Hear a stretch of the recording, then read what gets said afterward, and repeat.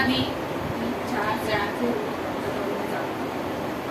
सगळ्यात आधी अर्थात आचार्यांचे त्यांचे नृत्य करण्याएवढी अजून तरी पातळी नाही, पण तरी पण छोटं मूल जसं असतं त्याप्रमाणे सगळ्यात आधी त्यांचे ऋण की त्यांनी त्यांची कृपा आहे हे ज्ञान घेण्याची त्यांनी संधी उपलब्ध करून दिली, म्हणून त्यांचे ऋण आहे.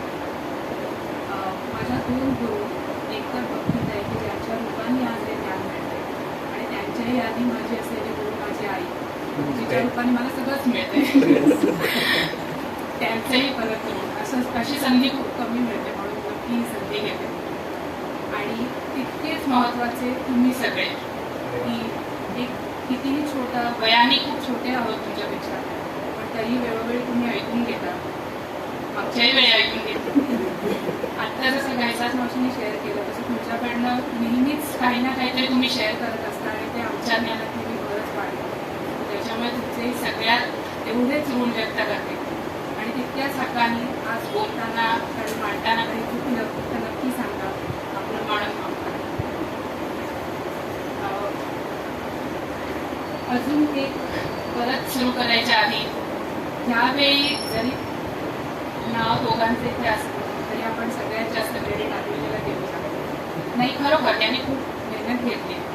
ज्या काही स्लाइड्स तयार केल्या त्या जवळजवळ सगळ्या त्यांनीच केलेल्या, त्याचं ते काही श्रेय आहे. आणि आपल्याला तर सगळ्यांना माहिती आहे की त्याचं ग्रास्पिंग खूप चांगलं आहे, शब्दांची पकड सुद्धा माझ्यापेक्षा त्याची खूप चांगली आहे, विषयाचा अभ्यास चांगला आहे, त्यामुळे तो पटापट करू शकतो. जवळजवळ 70% सगळं त्यानेच केलेलं आहे, त्याला आपण जास्त क्रेडिट देऊया.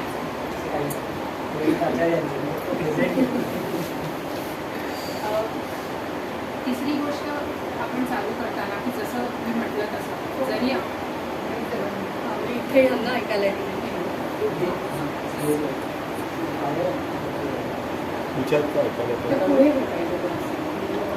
तुम्हाला ऐकायला येतंय का सगळ्यांना?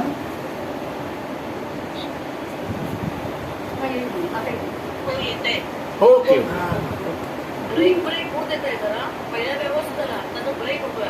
अच्छा, ब्रेक होता, आता जरा होईल मायावतीने. आता येत आहे का व्यवस्थित?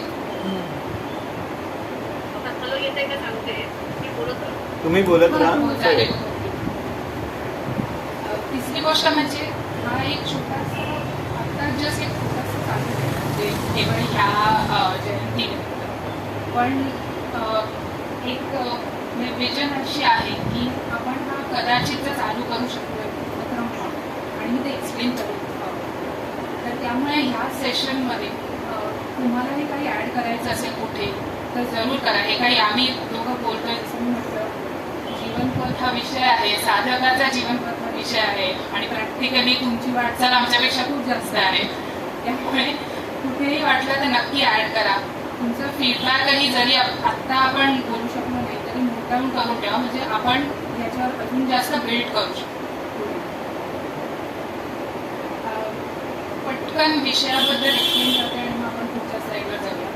तर आतापर्यंत भक्ती काही मी ऑलरेडी सांगते, प्रयत्न हा आहे की आतापर्यंत आपण जे शिकलो अजूनही शिकतो, स्पीकर चालू आहे, आणि तिथे तुमच्यासारखे तिथे आपल्याकडे नाही, ह्या क्लासमध्ये बऱ्याच बॅकग्राऊंडमधनं आलेले लोक, काही जण आहेत की ज्यांचा भरपूर विषयांचा ऑलरेडी अभ्यास झालेला आहे किंवा ते पॅरलली त्याचा अभ्यास करतात, आणि काही जण आमच्यासारखे जे आहेत ते माहीत नाही कुठे उठत असते. अशा स्टुडंटसाठी एस्पेशली, आणि हा अप्रोच घेऊन की आमच्यासारखी जी जनरेशन आहे पॅरलली आम्ही आत्ताच अकॅडमिक्समध्ये आहोत, आत्ताच कॉर्पोरेटमध्ये आहोत, आमचं एक वेगळं कर्मयोग माहीत नाही पण ह्या भाषेत बोलायचं फक्त चालू आहे. आणि अशा वेळेला काही कॉन्सेप्ट किंवा भाषा ही तशी बघायला गेलं तर समजायला अवघड आहे, आपली सोपी नाही आहे. तर ही बऱ्यापैकी माहीत असतेच असं नाही. तर त्यावेळी ज्यांना काही बेस नाही त्यांना जर कुठनं तरी एक मॅन्युअल म्हणून असं बघायचं असेल की before you get into a subject you want to understand की काय आहे, असं एक आपण जनरली एक मॅन्युअल्स एन्डोर करतो, हँडआउट्स देतात कधी तर तसं म्हणून आपण हे एक प्रिपेअर करू शकतो, आणि तशा दृष्टीने ह्याची सुरुवात केलेली आहे.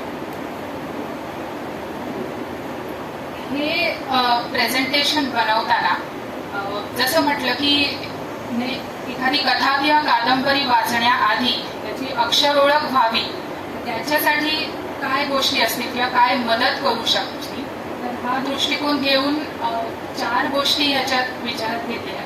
एक पहिली तर कॉन्सेप्ट, अर्थात प्रयत्न असा आहे, आणि जर काही चुकलं असेल तर नक्की ऍड करा. प्रयत्न असा आहे की आपण जे वेदांतात शिकतो त्याच कॉन्सेप्ट तशाच्या तशा झाल्या पाहिजे, कारण हे काही आपलं ज्ञान असं काही आपण निर्माण करत नाहीये तिथे, फक्त त्याचं रिप्रेझेंटेशन कदाचित बदलतं.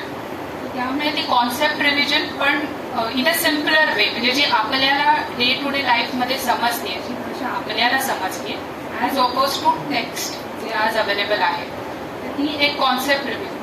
आणि it is a human tendency. आपण बघितलं तर लहान असताना सुद्धा जेव्हा आपल्याला अक्षर ओळख नव्हती, त्यावेळी बालवाडीत आपण पटकन चित्र बघायचो, आपण रंग बघायचो, आणि त्याच्यातनं आपल्याला हळूहळू पुढे शब्द, वाक्य, अक्षर ओळख होत गेली. सो रंग, चित्र, इन्फोग्राफिक्स हे डोक्यात जास्त चांगल्या पद्धतीने बसतात, पटकन अट्रॅक्ट होतात, again as oppose to text.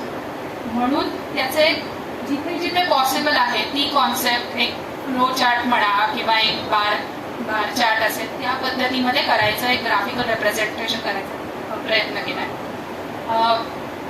Third point is, जेव्हा आपण हे वेगवेगळे अध्याय शिकतो तर त्याच्या बरोबर आपण वेगवेगळ्या कॉन्सेप्ट शिकल्या.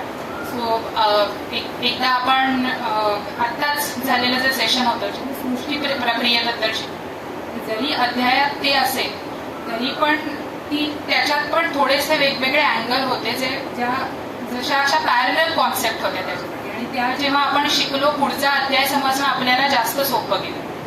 अशा सगळ्या कॉन्सेप्ट आपण एकत्र करू शकतो का, म्हणजे एकदा मग जर मला एखाद्याला वेदांत हातात, शंकर भाषा हातात घ्यायचंय शिकायला, त्याच्या आधी ज्याला काहीच माहीत नाहीये, ऍटलिस्ट त्याच्यासाठी ते क्विक रेफरन्स म्हणून अवेलेबल असते. तो एक थर्ड पॉइंट आहे. आणि चौथा, अर्थात आपण एक आदित्यने खूप छान रिप्रेझेंटेशन केलेलं आहे जर्नीचं, की एक ठाण्यापासून पुण्यापर्यंतचा जो प्रवास असेल तर तो आपण वेदांताच्या दृष्टीने जर बघितला, आणि जीवनपथ कथा कसा असतो, काही काही ऑप्शन्स अवेलेबल आहे त्याचे त्यांनी रिप्रेझेंटेशन केलेलं. सो तो एक प्रॅक्टिकल गायडन्स म्हणून. आणि अर्थात नीडलेस टू से की हे सगळं करताना जसं जसं आपल्याला सुचेल तसं तसं आपण अजून ऍड करत जाऊ, अजून याला कॉन्क्रीट करू, सो ॲज आपल्याच कन्झम्पशनसाठी ते हँडी राहील. हे मी जास्त काही याच्यावर वेळ घालत नाही, नक्कीच हे शेअर करूया. आज ह्या सेशनसाठी त्या 4 मुद्द्यांना घेऊन साधारण हे टॉपिक आपण आज कव्हर करायचा प्रयत्न करू. काय कळलेच नाही, तेच टॉपिक. अच्छा अच्छा, ओके. आपण हवं तर 1 मिनिट देते, त्याला बसून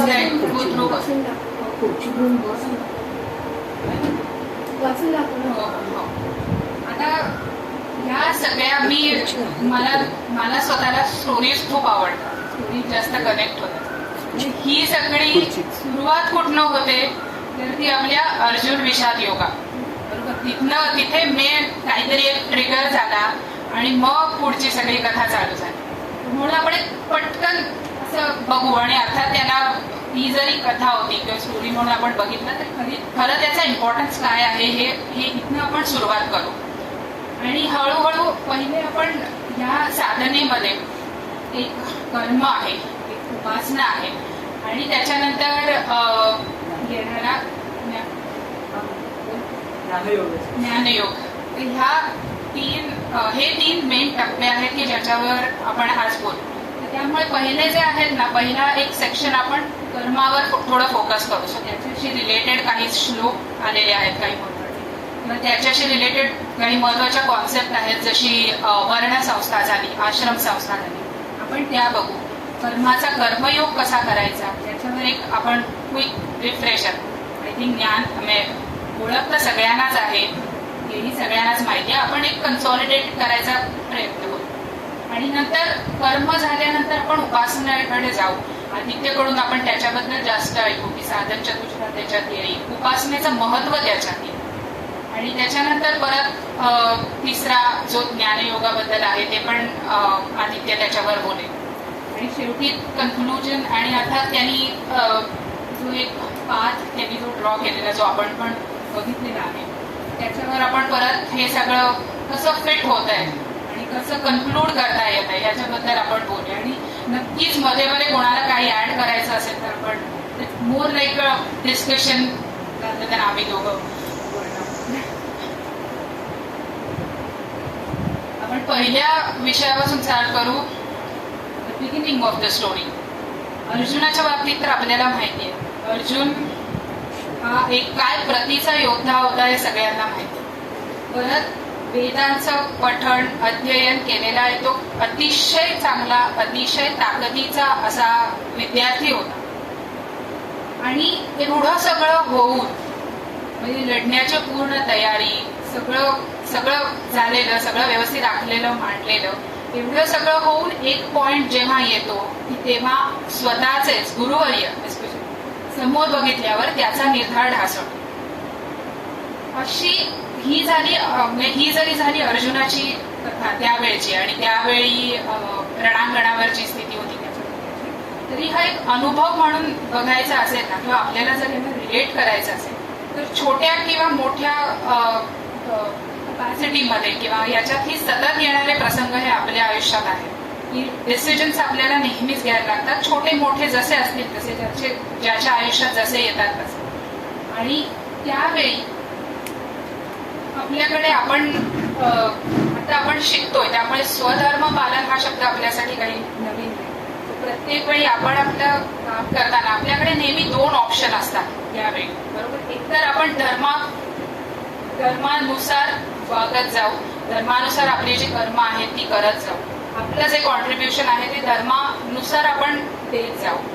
किंवा अशी जेव्हा समूहाची वेळ येते एस्पेशली समूहाची वेळ येते की जिथे माहितीये तर सगळं आहे असं नाहीये की शिकलो नाहीये पण आता डिसिजन घ्यायच्या वेळी माहित नाही काय होत आहे तिथे एक्झॅक्टली काय होत आहे आणि आपण कदाचित नॉट सो गुड पाथ घेतो त्यावेळी. परधर्माचं आचरण असेल अधर्माचं आचरण असेल आपल्यासाठी आपण वेदांत शिकतोय परत म्हणून आपल्याला इथे अडकायचंच नाही. कारण भले अगदी स्वधर्म असेल किंवा अधर्म असेल किंवा परधर्म असेल त्याच्यातनं नेहमी जे निर्माण होते ते फळ आणि ते फळ आहे इतर पाप किंवा पुण्याच्या स्वरूपामध्ये. आणि जितकं पाप किंवा पुण्य आहे तोपर्यंत आपलं जन्ममृत्यूचं चक्र चालू आहे ते चालूच राहणार. त्यामुळे आपल्याला हा अभ्यास करताना आपल्याला जे माहितीये की आपला नॉर्थ स्टार तो नाही आपला नॉर्थ स्टार त्याच्या पलीकडे जाणार. भले मी आपली स्वधर्म करीन छान करीन सगळं छान मिळतं ते छान उपभोगण्यासाठी सुद्धा मला परत यायचंच आहे. आपलं लक्ष ते नाही आपलं लक्ष त्याच्या पलीकडे. आणि जर आपलं लक्ष त्याच्या पलीकडे तर मग जे इथनं चालू होत आहे ते काय आहे त्याचं मूळ काय आहे हे समजणं महत्वाचं आहे. आणि तिथे आपल्या अभ्यासामध्ये आपल्याला जे कळतं की हे सगळ्या शोक आणि मोह सगळं मोस्ट ऑफ द जी काही खिचडी होते ती सगळी ह्याच्यामुळे मग ती तुमच्या ह्याच्यात असेल म्हणजे तुमच्या ज्या रिलेशनशिप्स असतील त्याच्यात असेल तुमचं काम असेल पण तिथे इतर तुमचं त्याच्याप्रती असलेलं प्रेम म्हणजे जर गोष्ट चांगली होत असेल तर ती जाऊ नये किंवा तशीच राहावी म्हणून त्याच्याबद्दल आपल्याला एक प्रचंड मोह असतो ती तशीच राहण्याची आणि तशीच कंटिन्यू होण्याची म्हणून आपले प्रयत्न चालू असतात. आणि कुठेतरी ती भीती असते की ती तशी बिघडू नये. आणि जेव्हा वाईट होते तेव्हा तर मला ती लाईफ आवडते मनाच्या श्लोकात की न होता मनासारखे दुःख मोठे. जराही काही झालं की आपल्याला त्याच्याबद्दल वाईटच वाटतं आणि आपला शोक कितीही असू शकतो ती गोष्ट छोटी असू दे किंवा मोठी असू दे आपल्यासाठी कधीही आकाश कोसळतं.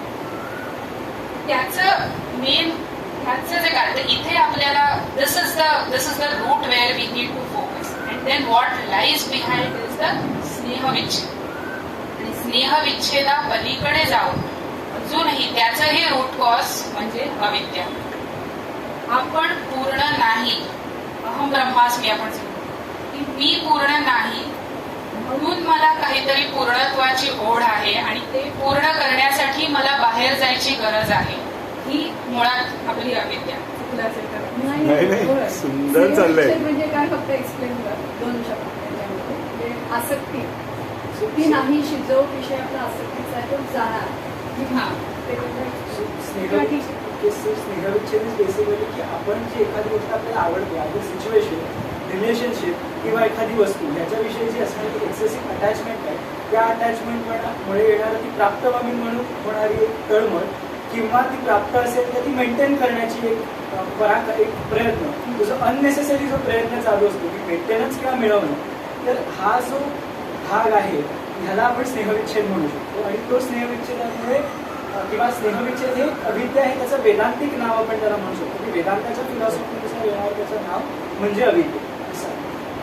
म्हणजे जस्ट 2 याच्यात कम्प्लिटनेससाठी की गुरु जे होते ते गुरु स्नेहाचा विषय होता आणि ते मारले जाणार, म्हणजे त्या स्नेहाचा विच्छेदच होणार. अशी परिस्थिती जेव्हा आवडती वस्तू जाणार, अशी परिस्थिती आली तेव्हा शोक मोठं झाला त्यांना. त्याचं कारण अविद्या होतं. हे द्रोणाचार्य हा इथे. आणि स्नेह विच्छेद म्हणजे जे आवडतंय ते जाईल किंवा आवडत आहे ते राहावं, तसं मला नको ते येऊ नाही. तो येईल ना त्याच्यावर. त्याच्यासाठी पण एक अविद्या पण अविद्याच होईल. हो. सुखाची अपेक्षा आणि दुःखाची निवड. हा, अशुभ न प्राप्त व्हावं. बरोबर. माझ्या बाबतीत कशाला व्हावं, माझ्या बाबतीत नको आहे. शोकावर इथे पण आहेच की नको ते येऊच नाही. दुसऱ्याच्या बाबतीत तर नक्कीच आहे. हा, तेवढं हिट नाही होत. स्वतःच्या बाबतीत जरी असं काही झालं तरी आपल्या अपसेट परत आय थिंक आपण ह्याच पॉइंटवर येतो. ही सगळी झाली, याच्यात 2 पॉइंट जर आपल्याला काही की पॉइंटर्स एक म्हणजे वेदांताचा अभ्यास करतोय आपण म्हणून आपल्याला ह्या सगळ्यामध्ये अडकायचं नाहीये. हे आपलं गोलच नाहीये. स्वधर्म पाळा. जो वेदांताचा अभ्यास करतोय it is very least likely की तो अधर्म करेल किंवा परधर्म स्वीकारेल. पण जरी स्वधर्म जरी आपण करत असू तरी त्याच्यातनं मिळणारं पाप आणि पुण्य आणि त्याच्यामुळे परत येणारा जन्म किंवा मृत्यू ह्याच्यात आपल्याला अडकायचं नाहीये. पॉइंट नंबर 2 इज की ह्याच्या पलीकडे जाऊन ह्या सगळ्याचं मूळ काय आहे, ते ज्याच्यामुळे आपण शोक आणि मोह याच्यामध्ये अडकतोय ते अविद्या. आपल्याला हे जे कळत नाहीये की अहम ब्रह्मास्मी, मी पूर्ण आहे आणि मी पूर्ण आहे म्हणूनच मला ते पूर्णत्व बाहेरून मिळवण्याची गरज नाही. हा आपला उद्देश असला पाहिजे की हे आपल्यासाठी लर्निंग असलं पाहिजे. आता ह्या वाटचालीत असताना हे एकदम तर होत नाही. मी परत माझ्यासाठी बोलते, मी असं सगळ्यांसाठी बोलणार नाही. तिथे खूप आनंद होतो, असं ना बालवाडीत असल्यासारखं वाटतं एकदम. ती मजा घेता येते की काही चुकलं तरी बोलण्याची मुभा असते. ही काही सहज होण्यातली गोष्ट नाही. कोणी असं 6 अध्याय शिकले, भले अगदी मी वेदांत आज गीता पूर्ण जरी शिकली तरी नंतर 18वा अध्याय संपल्यावर काही मला असं होणार नाही की आता मला अविद्या काय हे मला समजलंय त्यामुळे माझा दृष्टिकोनच बदलला.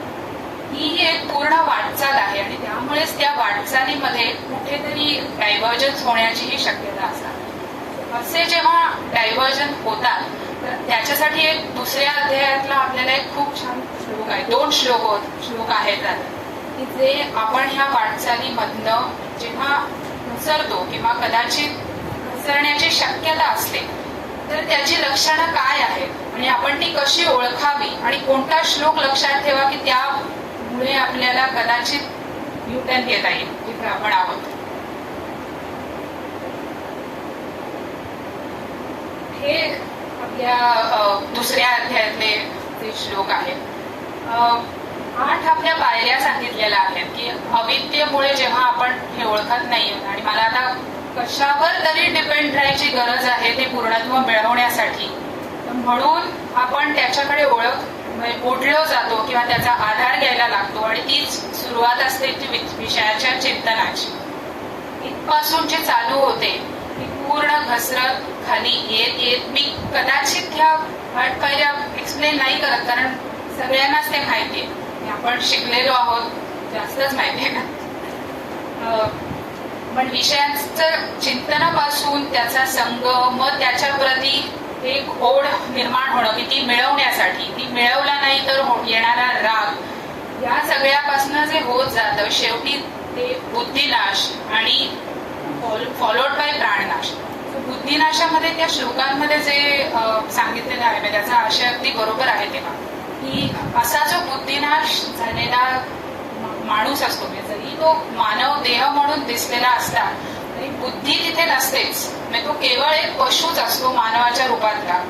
आणि हे खरं तर हे किती डेंजर, आपल्या आपण जे म्हणतो ना की शत्रू समोर असेल तर ठीक आहे, पण मित्राच्या रूपात आलेला शत्रू हा जास्त डेंजर असतो. तर असा आपला होणारा हा जो विषयाच्या संघातनं चालू होतो. अजून एक पॉइंट मी एक छान डोक्यात आलेलं जेव्हा मी हे वाचत होते की शक्यतो जेव्हा आपण चुकीचा मार्ग स्वीकारतो, चुकीच्या विषयाची संगत होते, तर त्याच्यापासून निर्माण होणाऱ्या म्हणजे त्याच्या फॉलो होणाऱ्या स्टेप्स की मग आपण त्याच्याकडे ओढले जातोय, आपण त्याच्यातच अडकतोय, आपण त्याचं चिंतन करतोय, हे कदाचित आयडेंटिफाय करणं जास्त सोपं असेल मी असं म्हणते, कारण ते सांग. पण ॲज ऑपोज टू इट जेव्हा आपण आपल्या आवडीची कामं करत असतो ना, की मला पेंटिंग करायला खूप आवडतं, मला पेंटिंग करायला खूप आवडतं, छान आहे, मला त्याच्यातनं आनंद मिळतोय, सुंदर आहे, पण तो माझ्यासाठी विषय बनला की सतत मला तेच आवडतं, मग ते आवडल्यानंतर कोणीतरी मला त्याच्याबद्दल दिलेलं क्रेडिट आवडतं, ते क्रेडिट जर उद्या मला मिळालं नाही तर माझ्यात उत्पन्न होतो क्रोध.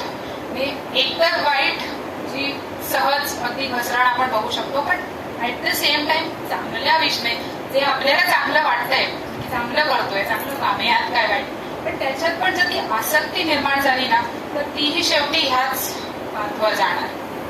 मुळात ती आसक्ती कुठेच नाही. आणि त्याच्यासाठीच जर आपल्याला एखादा श्लोक लक्षात ठेवायचा असेल की त्याची ही घसरण होऊ नये, आणि मग आपल्याला काही असं असतात ना, काही कोट्स असतात की आपल्याला जर अशा वेळी लक्षात येण्यासारखा काही श्लोक असेल तर तो हा असेल की आपण that is almost exact, not exact opposite, पण ते आपल्याला परत वर घ्यायला किंवा एक क्विक चेक द्यायला मदत करतं. या श्लोकाचा आशय असा आहे की जसं आपण जर घसरत गेलो या पाठवरून तर जो सावध साधक असतो तर तो कूर्मंगामी म्हणजे जे कासव असतो, जसं त्याला भीती वाटली किंवा त्याच्यावर काही जर संकट आलं त्याची सगळी अवयव तो ओढून घेतो, तसं त्याला जर दिसायला लागलं की समजा जर तो सावध साधक असेल तर right at the first point विषय चिंतनाच्याच वेळेला तो त्याची इंद्रिय किंवा त्याचं जे मन असतं ते आवरून घेतो आणि तिथेच तो पॉईंट त्याचा कट होतो, सो त्यात ती पुढची सगळी लाईन अवॉइड करतो. सो हा त्या श्लोकाचा अर्थ आहे की जसं कासव ओढून घेतो तसं त्या सावधान साधकांनी सुद्धा ते आपले अंग आणि मन आपलं त्याच वेळेला करतो, म्हणजे सुद्धा तो पुढे फॉलो नाही भरकट. त्यांना ते दिसत नाहीये म्हणून तुम्ही इथे जे पहिले दोन श्लोक आहेत ते बरोबर. ध्यायतो विषय संगस्तेश उपजायते, संघात संजायते कामं, कामात क्रोधोवी जायते, क्रोधात भवती समूह, समूहात स्मृतिविभ्रमः, स्मृतिभ्रंशात बुद्धिनाशो, बुद्धिनाशात प्रणश्यति. आणि हे दोन श्लोक आहेत हे घसरण दाखवतात, आणि त्याला अपोज जर करायचं असेल तर जो हा श्लोक आहे तो यथा दोन्ही दुसऱ्या अध्यायात if I am not wrong हे 60-65 असे काहीतरी 58 यदा संवरते चायम कुर्मंगानी व सर्वशः इंद्रियाणी इंद्रियार्थेभ्यस तस्य प्रज्ञा प्रतिष्ठिता. हे दोनचा माहिती होतं मला ह्याचा याचा कुर्मंगानी म्हणजे कासवाचं उदाहरण की जसा सावध साधक जो असतो तो त्याची तो इंद्रिय काढून घेतो. सो जर आपलं जर हे ध्यायतो विषयात तसं जर व्हायला लागलं तर आपण कुर्मंगानी व सर्वशा करायचं, म्हणजे कासवासारखे आपण अंग ओढून घेतो, सो दॅट आपला जो पुढचा जो फॉल आहे तो आपला थांबला जाईल त्या क्षणी. आणि जितकं अर्ली कराल तितकी चांगली पॉसिबिलिटी किंवा सेफ झोन आधीच सांगून ठेवलेला आहे. नंतर 58 श्लोक आणि काहीतरी 62-63 श्लोक. आणि हे जे दोन श्लोक आहे ह्याच्यात हे 8 पायऱ्या दिले, म्हणजे त्याचा रेफरन्स द्यायचा नेक्स्ट गीतेच्या म्हणजे तो त्याला जास्त सर्क्युलेट करताना तो 2.1 2.3 असं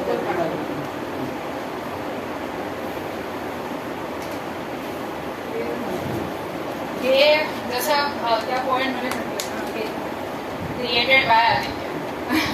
सो सगळ्या चुका झाल्या तर त्या माझ्या आहेत. हा म्हणूनच सांगते.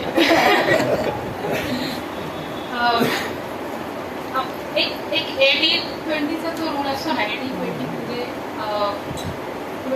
if you do 20% of the work which creates impact, it creates 80% impact.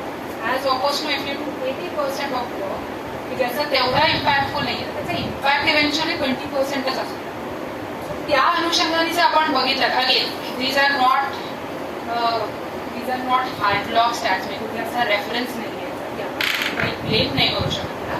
पण हे ऍट हाय लेवल जर आपण बघितलं आणि जस्ट असं ट्रिव्हियल इन्फॉर्मेशन म्हणून काही याच्यात फार ज्ञान नाही, तर आज आपण हे जे स्पेक्ट्रम आहे, तर ह्या स्पेक्ट्रमच्या लेफ्ट साईडला हे अगदी 5% लोक इकडे आहेत जे खरोखर अधर्म्य आहेत. खरोखर आपण जी डेफिनेशन शिकतो त्या रेफरन्सनी, त्या घोटाळ्यांनी ते अधर्म ह्या कॅटेगरीत असतात. व्हेअरएज द राईट जो एक्स्ट्रीम स्पेक्ट्रम आहे, की आज आपले जे संन्यासी आहेत, जे स्वामी आहेत, ते ह्या 5% कॅटेगरीमध्ये बसणारे आहेत, जे ते आपली जी डेफिनेशन आहे तिथे ते ऍक्च्युली पोहोचलेले आहेत. सो पण जगात आपण एकंदरीत बघितलं तर ह्यांचा इम्पॅक्ट आणि त्यांचा इम्पॅक्ट हा सगळ्यात जास्त आहे. सो ह्याच्यावर आपल्याला विचार करताना हा एक प्रत्येकासाठी विचार करण्यासाठी ही स्लाइड आहे की आपण त्याच्यात कुठे आहोत, या जर्नीमध्ये आपण कुठे बसू आणि आपल्याला कुठे जायचं, आपल्याला ह्या साईडला जायचं की आपल्याला ह्या साईडला. एक्सप्लेन की जर आपण बघितलं की ह्याच्यात जर आता आपण आपल्या जर लोकसंख्या भारताचा जरी विचार केला तर बरीचशी लोक जी आहेत ती धार्मिक आहेत, ती वाईट नाही आहेत, ती त्यांचं चालू ठेवतात, 2 माळा 2 पोळ्या 1 सिरियल असं छान त्यांचं चालू असतं. त्याच्यामुळे ती धार्मिक आहेत, ती वाईट नाही आहेत, पण ती तिथेच अडकतात. प्रॉब्लेम इथे होतो की त्यांना धार्मिकतेतनं मुमुक्षतेत यावं किंवा मुमुक्षा त्यांची जागृत होत नाही, इथे तो प्रॉब्लेम होतो. मुमुक्षा जागृत झाल्यानंतर काही जण जितेंद्रिय, काही जण त्या अध्यात्माच्या साधनेच्या पथावर चालायला सुरुवात करतात. त्यातल्या काही जणांना जितेंद्रियता किंवा योगारूढता खरोखर प्राप्त होते आणि त्याच्यातल्या काही जणांना ऍक्च्युअल साक्षात्कार होते. तर प्रॉब्लेम इज लोक एकच कुठेतरी स्टक होतात, लोक अलॉंग द पाथ मूव्ह होत नाहीत. आणि काय होतं की काही वेळेला कर्म करणारी जी लोक असतात ती कर्मच करत राहतात, भक्ती करणारी भक्तीच करत राहतात. ज्ञान कशाला, ज्ञानवाले नुसतं ज्ञान आहे की ज्ञानच करतात, फक्त थिअरी करतात. त्याच्यामुळे होतं काय की आपली प्रगती थांबते आणि एकाच ठिकाणी आपण कोण बोलतंय? हा, आदित्यचा आवाज येणार नाही बरोबर, तू ते हे नाहीये ना. एक सेकंड हो बरोबर आहे, ते आमच्याकडे एकच पण नाही. सो हे जे हा जो ग्राफ आहे याच्यात बेसिकली धार्मिकता आताच्या जगात सर्वात जास्त प्रमाणात दिसून येते. त्या प्रॉब्लेम असा होतो की मोस्ट ऑफ द जे आज भारतात राहतात फॉर दॅट मॅटर, तर ते नुसतेच धार्मिक आहे पण ते अध्यात्माकडे वाटचाल करत नाही. त्याचं कारण असं असतं की मोस्ट ऑफ द टाइम एखादा जर व्यक्ती असेल तर तो कर्म किंवा कर्मच करत राहतो, भक्ती तर भक्तीच करत राहतो, त्याचं प्रोग्रेशन थांबतं. त्याच्यामुळे एकाच गोष्टीत स्टक झाल्यामुळे तो पुढे त्याच्यात जात नाही. तर आपलं आता ही स्लाइडचा उद्देश एवढंच आहे की म्हणजे आपण डेमोग्राफी अनालाइज करत नाही आहोत, आपण ह्या ग्राफमध्ये कुठे बसतो हे आपलं आपण ज्याने त्यांनी मनन चिंतन करायचं आणि आपण ठरवायचं की आपण तिथेच आहोत, मागे चाललो. पॉईंट की जेव्हा तुमची मुमुक्षा तुमची जागृत होते, भले ती मंद स्वरूपाची जरी असली तरी तेव्हापासून ऑनवर्ड्स जोपर्यंत तुम्हाला साक्षात्कार होत नाही तिथपासून तुमची इंडियनिटी थोडक्यात सुरू होते की योगक्षेम महाम्यम. म्हणजे तुमचा बेसिकली जरी तुम्हाला तुमच्या साधनाच्या जीवनात तुम्हाला जरी मृत्यू आला तरी बेसिकली अकाउंटच्या भाषेत बोलायचं झालं तुमचा लेजरचा बॅलन्स कॅरी फॉरवर्ड होतो आणि पुढचा तुमच्या नवीन जन्मात तुमचा तो अकाउंट त्या बॅलन्स पासून सुरुवात होतो, 0 पासून तुमचा अकाउंट सुरू होत नाही. सो असे बेसिकली तुमची इंडियनिटी इकडनं स्टार्ट होतं. हा जस्ट एक छोटासा पॉईंट. सो आतापर्यंत आपण जेवढं काही बघितलं त्याच्यानुसार आतापर्यंत आपण आपला प्रॉब्लेम स्टेटमेंट बघितलं की आपला घोटाळा कुठे झाला. तर तो घोटाळा झाला होता त्याचं मूळ कारण वेदांताच्या परिभाषेनुसार ते अविद्या असं होतं. तर ती अविद्या आणि त्याच्या अनुषंगाने येणारं पापपुण्य आणि सततचा येणारा जन्म मृत्यू तर आता ह्या सगळ्यावर वेदांताचं आन्सर किंवा वेदांताच्या ह्याच्याप्रमाणे येणार त्याचं सोल्युशन काय. तर वेदांत तर बराच मोठा आहे, फिलॉसॉफी खूप मोठी आहे. तर त्याच्यातला एक जर श्लोक असा जर निटपिक करायचा झाला की त्याच्यावर एक प्रॅक्टिकल गायडन्स या पॉईंट ऑफ व्ह्यूने जर कुठला श्लोक घेता येईल तर आम्हाला हा श्लोक आवडला की कर्माणि चित्तशुद्ध, मी श्लोक म्हणून दाखवतो. कर्माणि चित्तशुद्ध्यर्थम ऐकाग्र्यार्थम उपासना मोक्षार्थम ब्रह्मविज्ञानम इति वेदांत दिग्धिमः. सो आतापर्यंत जे आपण अविद्या बघितली त्याला जर मला शॉर्ट मध्ये जर सांगायचं असेल तसे जे बुद्धिदोष म्हणजे जे अविद्या असते तर त्याला आपण बुद्धिदोष असं म्हणू शकतो. तर ते बुद्धिदोष 3 प्रकारचे असतात, मल, विक्षेप आणि आवरण. आपण जर याला एक अॅनॉलॉजी आपण जर एकदा अॅनॉलॉजी याला जर घ्यायची ठरवली तर बेसिकली आरशाची अॅनॉलॉजी आपल्याला घेता येईल की समजा मला सूर्याचं प्रतिबिंब त्या आरशात पाडायचं आहे. तर तो आरसा बेसिकली स्वच्छ पाहिजे, तो स्थिर पाहिजे आणि सूर्य आणि तो आरसा ह्याच्यामध्ये काहीही असता कामा नये, तरच त्या सूर्याचं स्वच्छ आणि स्थिर प्रतिबिंब त्या आरशात पडू शकते. तर ह्याच अॅनॉलॉजी प्रमाणे जर आपण गेलो तर तिच्या आरशावरची जी धूळ आहे तर ती धूळ म्हणजे बेसिकली तो मल आहे. तो जर आरसा अस्थिर असेल तर तो अस्थिर आरसा म्हणजे तो विक्षेप आहे. आणि समजा सूर्य आणि तो जो आरसा आहे तर त्याच्यात समजा जर एखादा काळा ढग आला तर तो आवरण आहे, कारण की जरी ढग आला तरी त्या आरशामध्ये त्याचं स्वच्छ प्रतिबिंब पडणार नाहीये. सो ह्या 3 प्रकारचे बुद्धिदोष किंवा अविद्या ही आपल्या ह्याच्यात असते. सो त्याच्यावरती आता हा जो वरचा श्लोक आहे कर्माणि चित्तशुद्ध्यर्थम हा जो श्लोक आहे तर तो ह्याच्यावरती उपाय कसा. पण ह्याच्यामुळे आपल्याला प्रॉब्लेम का होतो, म्हणजे अविद्या जरी असली तरी आत्म्याच्या ज्ञानाला ते कसे प्रतिबंध करतात. तर हे दोष आपल्या बुद्धी म्हणजे हे तुम्ही सांगा की आपल्या अंतःकरणात मल असतो, पाप किंवा असं अंतःकरण अस्थिर असतं, हा विक्षेप. आणि दुसरी गोष्ट म्हणजे आपल्याला आत्म्याचं आपल्या ज्ञानच नाहीये, त्याच्यामुळे अविद्येने आवरण म्हणजे अविद्येची शक्ती आहे आपलं काही नाहीये असं हे की आता आपलं स्वस्वरूप आहे, जिथे आपण बाहेर शोधतोय ते स्वतःच आहे. सो हे जे बुद्धिदोष आहे सो ह्याला जर त्याच्यासाठी उपाय म्हणून जर कुठली साधना करायची असेल तर ह्या श्लोकाप्रमाणे ती साधना अशी होते. मी एकदमच दाखवतो. सो हा जो मलदोष जो आहे त्याच्यासाठी करायची साधना म्हणून ती कर्मयोग आहे आणि त्याच्यामुळे मिळणारं फल हा शब्द चुकीचा आहे वेदांताच्या प्रमाणे, त्याला म्हणून आपण साध्य म्हणूया त्याला. तर कर्मयोग केल्यामुळे त्याची चित्तशुद्धी आहे, त्याची साध्य आहे. विक्षेप हा जर दोष असेल सिमिलरली त्याच्यासाठी साधना ही उपासना आहे आणि उपासनेतनं मिळणारं साध्य एकाग्रता आहे. तिसरं जे आवरण तर त्याच्यासाठी असणारी साधना ही ब्रह्मविज्ञान म्हणजे बेसिकली ज्ञाननिष्ठा किंवा श्रवण मनन निध्यासन ज्ञानयोग आणि ज्ञाननिष्ठा हे त्याच्यावरती असणारे साधन आहे आणि त्याचं साध्य हे मोक्ष आहे. सो याचा जर आपल्याला फ्लो बघायचा झाला तर हा जो हे जे आहे पीपीटी थोडी लक्षात ठेवा बिकॉज याचा रेफरन्स पुढच्या पीपीटीज मध्ये आणि ह्याच्यात बोलताना पण येईल. सो बेसिकली याचा जो फ्लो चार्ट आहे तो साधारण एक ढोबळ मानली नॉट एक्झॅक्टली. सो 1 2 3 4 5 6 7 8 9 असा त्याचा फ्लो जातो की पहिले कर्म करून तुमची चित्तशुद्धी करून घ्या, उपासनेने तुमची एकाग्रता वाढवा आणि त्या एकाग्रतेतनं तुम्हाला ज्या साधन चतुष्टय संपत्ती तुमच्या जवळ येईल त्याच्यातनं मग तुम्ही ज्ञानयोगासाठी तुम्ही क्वालिफाय होता. तो ज्ञानयोग आणि ज्ञाननिष्ठा म्हणजे निरुध्यासन करून तुम्ही ऍक्च्युअली जे साक्षात्कार आहे तो मिळवू शकता. सो हा बेसिकली वेदांताच्या नुसार अविद्येला असणारा हा उपाय आहे. हे दोन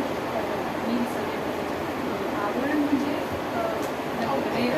आरशाची मायेचं कार्य आहे ते. म्हणजे आरसा सगळं स्वच्छ आहे हालत नाही काही नाही, पण एकतर त्या सूर्याच्या समोर तरी ढग आला किंवा त्या आरशावर तरी कापड टाकलं तर आवरण तिकडे तरी पडणं किंवा इकडे तरी पडणं तरी पण सगळं असून आत्म्याचं भान होत नाही, सूर्याचं भान होत नाही. तसं आपल्या बुद्धीमध्ये आपण प्रकारचे पाहिलं की माया ते आवरण टाकते, ही मायेची शक्ती. पण मला आणि विक्षेप ही मायेची शक्ती जी आपण चुकीचं समजून बसतोय, आपलं जे स्वरूप आहे त्याला चुकीचं समजलंय हे आपल्याला केवळ वेदांत श्रवणातूनच कळेल आणि ते अनेक वर्ष वेदांत श्रवण करूनच केलं.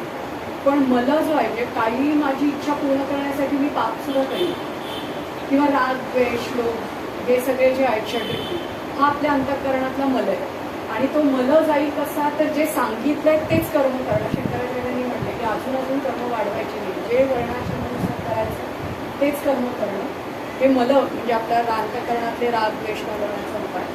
आणि विक्षेप चंचलता, विक्षेप म्हणजे हे झालं की ते झालं की ते तर ते स्थिरता.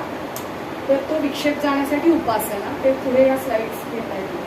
आणि आवरण म्हणजे माया, तो आपल्याला नाही. ते वेदांत श्रवण म्हणजे मी आता दोरी आहे त्याच्यावर साप आहे, मी साप खरा मानते, पण मला कोणीतरी येऊन सांगावं लागेल की अरे तो साप नाहीये, दोरी आहे. मग मी बघीन तेव्हा मला कळेल.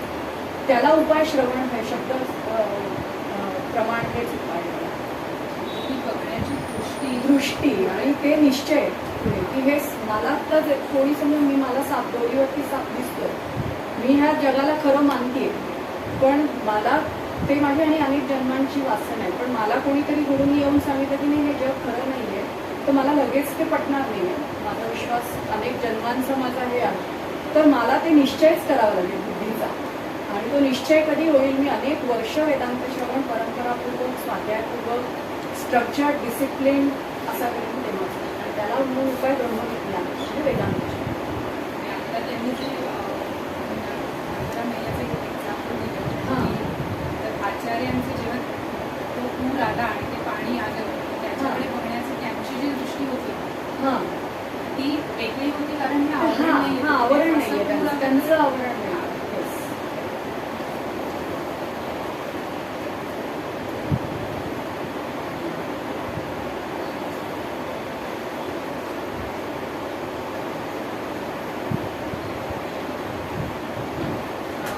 हे आता आपण जे मागे बघितलं की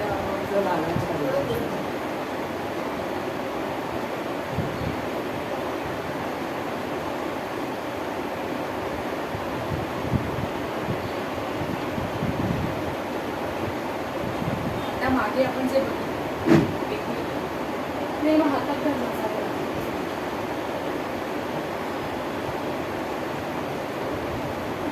मागच्या स्लाइडमध्ये आपण जे बोलत होतो म्हणजे वेदांतांनी जर काही असे आपल्या साधनेमध्ये म्हणजे हा प्रवासामध्ये सांगितलं ज्या 3 ब्रॉडली जर असे कॅटेगरी आपण बघितल्या की तुमचं कर्म आहे, उपासना आहे आणि त्याच्यानंतरचं ज्ञान ते आहे, तर त्याचा पहिला टप्पा आता आपण एकदा त्याच्याकडे जास्त बघूया की जो कर्माने जातो पहिल्या भागात. अगेन असं नाहीये की हे 1, 2, 3 आहे, म्हणजे कर्म झाल्यावर उपासना आणि उपासना झाल्यावर ज्ञान, अर्थात ते येणार नाही ज्ञान सहज, ते गृहीत आहे असं. पण हे सगळे पॅरलल ट्रॅक्स हे असे आयसोलेटेड नाही आहेत की एक होते एक नाही होते, आणि ते माळ गुंफल्यासारखं आहे. एकदा चालू केल्यानंतर एक हळूहळू होतच आहे. त्याच्यातल्या पहिल्या टप्प्याकडे आपण जरा बघूया आणि त्याच्याशी लागणारी जी कॉन्सेप्ट आहे की आपण जेव्हा कर्माचा विचार करतो, तर इथे मला वाटतं तुम्ही जो पॉईंट म्हणाल की इथे धर्म हा शब्द वापरणं कदाचित बरोबर आहे की धर्माने आखून दिलेली ही रूपरेखा आहे, चौकट आहे की ते कर्म कसं बसवायचं किंवा त्याच्यासाठी लागणारी काय. तर त्या 2 कॉन्सेप्ट आहेत त्याच्यात, हे वर्ण आणि गुण कॉन्सेप्ट. वर्णानुसार काय गुण असतो, त्या गुणाचं प्राधान्य असेल, आणि दुसरी येणारी ती आपली आश्रम व्यवस्था.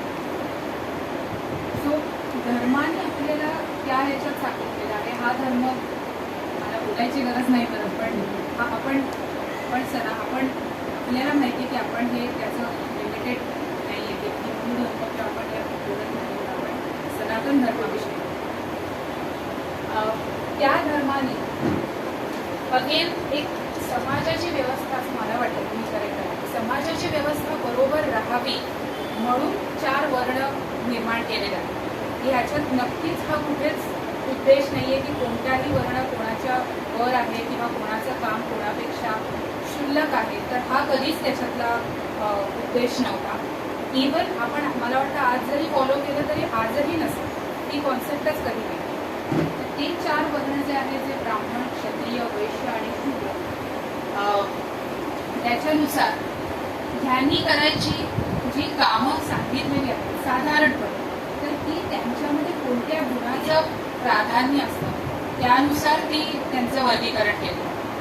तर ब्राह्मण म्हणजे ब्राह्मण किंवा ब्राह्मणाची जी कर्म आहेत, ज्ञानार्जनाचं मेन त्याचं काम आहे, तर ती त्याची आहेत की ज्याच्यात सत्व गुणाचं प्राधान्य आहे. कारण सत्व गुणामुळे तुम्हाला शांतता येते, मला जी स्थिरता ज्ञानार्जनासाठी आणि ज्ञान देण्यासाठी जी स्थिरता अपेक्षित असते ती सत्वगुणामुळे होते. आणि म्हणून हे काम ज्ञानार्जनाचं काम हे ब्राह्मण या वर्णात येतं. क्षत्रियाकडे जी जबाबदारी आहे ती एक सुव्यवस्थेची जबाबदारी आहे. मग आता आधीच्या काळांमध्ये जिथे कदाचित राजे होते किंवा राजेशाही एक पद्धती होती, तर तिथे मध्ये युद्ध असतील किंवा आपल्या राज्याचा सांभाळ करणं असतं आणि युद्ध झाल्यानंतर पण राज्यात सगळ्यांना सगळ्यांना सगळं व्यवस्थित मिळतंय की नाही सर?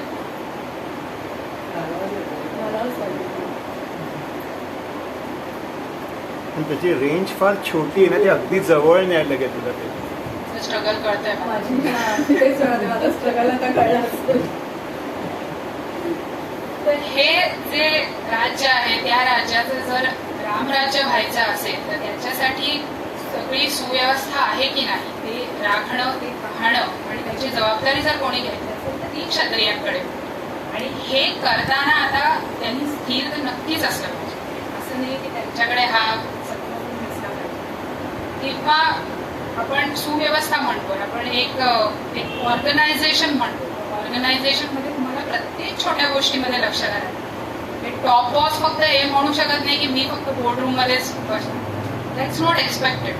जर उद्या एखाद्या ज्युनियर कडून जर काही मिस्टेक झाली unintentionally, he is answerable to that. त्यामुळे त्याच बरोबरीने मग ती सुव्यवस्था राखण्यासाठी भले मग ती तुमचं हेल्थ डिपार्टमेंट असेल, you should raise more like health department, right, health and sanitary. त्याला ते गुणही त्याच्याकडे असले पाहिजे, त्याच्याकडे लक्ष द्यायला. पण हे सगळं करण्यासाठी, ते राखण्यासाठी जर प्राधान्य कशाचं असलं पाहिजे तर ते सत्वाबरोबर राजस गुणाचं असलं पाहिजे. आणि म्हणून त्याच्याकडे सत्व रज ह्या गुणाचं क्षत्रिय वर्णामध्ये प्राधान्य असतं. त्याच्यानंतर येणारा आहे वैश्य. आता हा जो जे सगळं राज्य चालवायची तिकडे ब्राह्मण ज्ञानाचं करतायत, जे क्षत्रिय ते मेंटेन करतायत, पण ते प्रॉस्पर पण तर व्हायला हवं. की आपल्या फिजिक्सचा सुद्धा लॉ आहे हा, की सगळं स्टँडस्टिल नाही राहू शकत. There has to be a momentum. आणि त्यानुसार मग ही जर प्रॉस्पॅरिटी हवी असेल तर तिथे कुठेतरी एक बिझनेसचा ऍस्पेक्ट येतो. आणि हा बिझनेस करण्यासाठी ऍज लॉंग एज तुम्ही अधर्म करत नाही, तुम्ही स्वार्थ बघण्यामध्ये तेव्हा त्यांच्या दृष्टीने मला नाही वाटते काही चूक आहे. कारण जेव्हा तुम्ही बिझनेस करताय नक्कीच प्रॉफिट हे तुमचं एम असलं पाहिजे. कोणताही बिझनेस एनजीओ म्हणून कोणी ओपन करत नाही, तर त्यामुळे ते चुकीचं नाहीये. पण तो प्रॉफिट तुम्ही अधर्माने मिळवत नाही, हे महत्वाचं आहे. आणि हा करण्यासाठी त्याच्याकडे जो तमस रज आहे, तमस रजस हा गुण तिथे येतो की त्याच्यामुळे तुम्हाला ही गोष्टी, आणि ज्याच्याकडे तो आहे तोच ते करू शकतो. कदाचित ते ब्राह्मण नाही करू शकत कारण त्या गुणाचं तिथे प्राधान्य नाहीये. म्हणून मग ते परत आणि चांगली ओळख ती वेगळी आहे. तुझे आहे तुझ्यापाशी ती वेळ वेगळी आहे, पण ती त्या ओळ वेगळी आहे. पण ती त्या अर्थाने की आपले गुण काय आहेत आणि त्याप्रमाणे आपलं आजच्या भाषेत आय थिंक ऍप्टिट्यूड टेस्ट, वैदिक ऍप्टिट्यूड टेस्ट बरोबर आहे. आणि त्या माझ्या गुणाप्रमाणे माझं कॅलिबर काय आहे ते मी करते की नाही. जर ते मी केलं तर त्याचं फळ चांगलं मिळण्याचं चान्सेस जास्त असतात. आणि मग शेवटी जो जेवढाच महत्वाचा आहे किंवा ह्या सगळ्यामध्ये की सुंदर एक राज्य क्षत्रिय मेंटेन करतायत, त्याला प्रॉस्पर करायचं काम वैश्य करतायत, तिकडे चांगलं ज्ञानार्जनाचं काम ब्राह्मण करतायत. आणि ते सगळं करताना जी त्याची एक सुंदर व्यवस्था असली पाहिजे की आपण आत्ता जरी इथे बसलोय, इथे जर गोष्टी जागच्या जागी नसतील, इकडे तिकडे कचरा पडलेला असेल, रोगराई पसरलेली असेल तर आपण नाही करू शकत. तुम्ही कितीही प्रयत्न करा, अगदी कितीही तयारीचे साधक तुम्ही असा, पण कोणाला त्याच्याकडे सुद्धा दक्षतेने त्याच्या लक्ष द्यायला लागतं. तर ती सगळी जबाबदारी इथे शूद्र या वर्णामध्ये येते.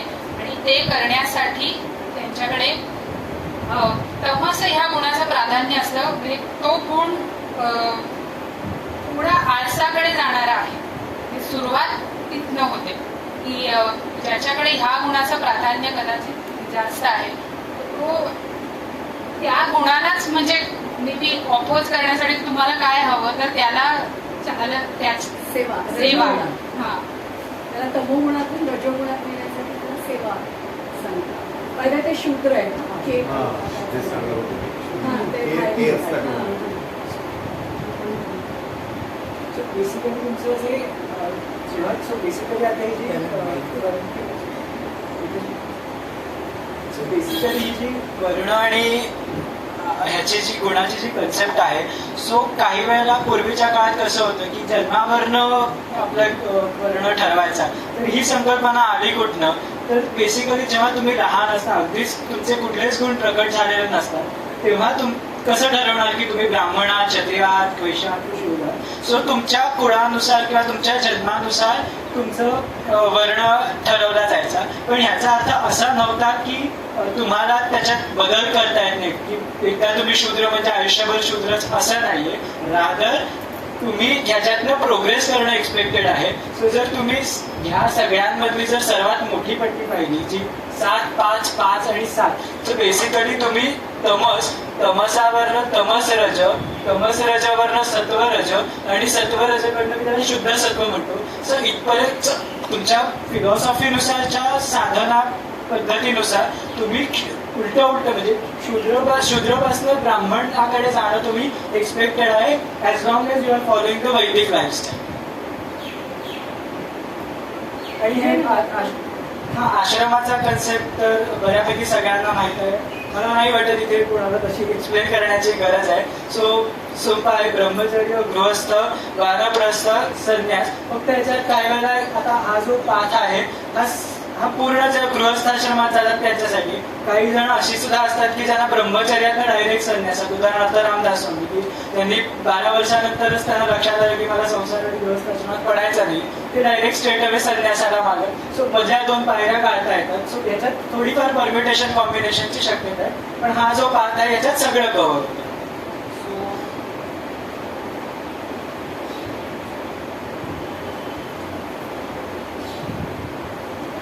काही कोणाला बोलायचं असतं तर बोला.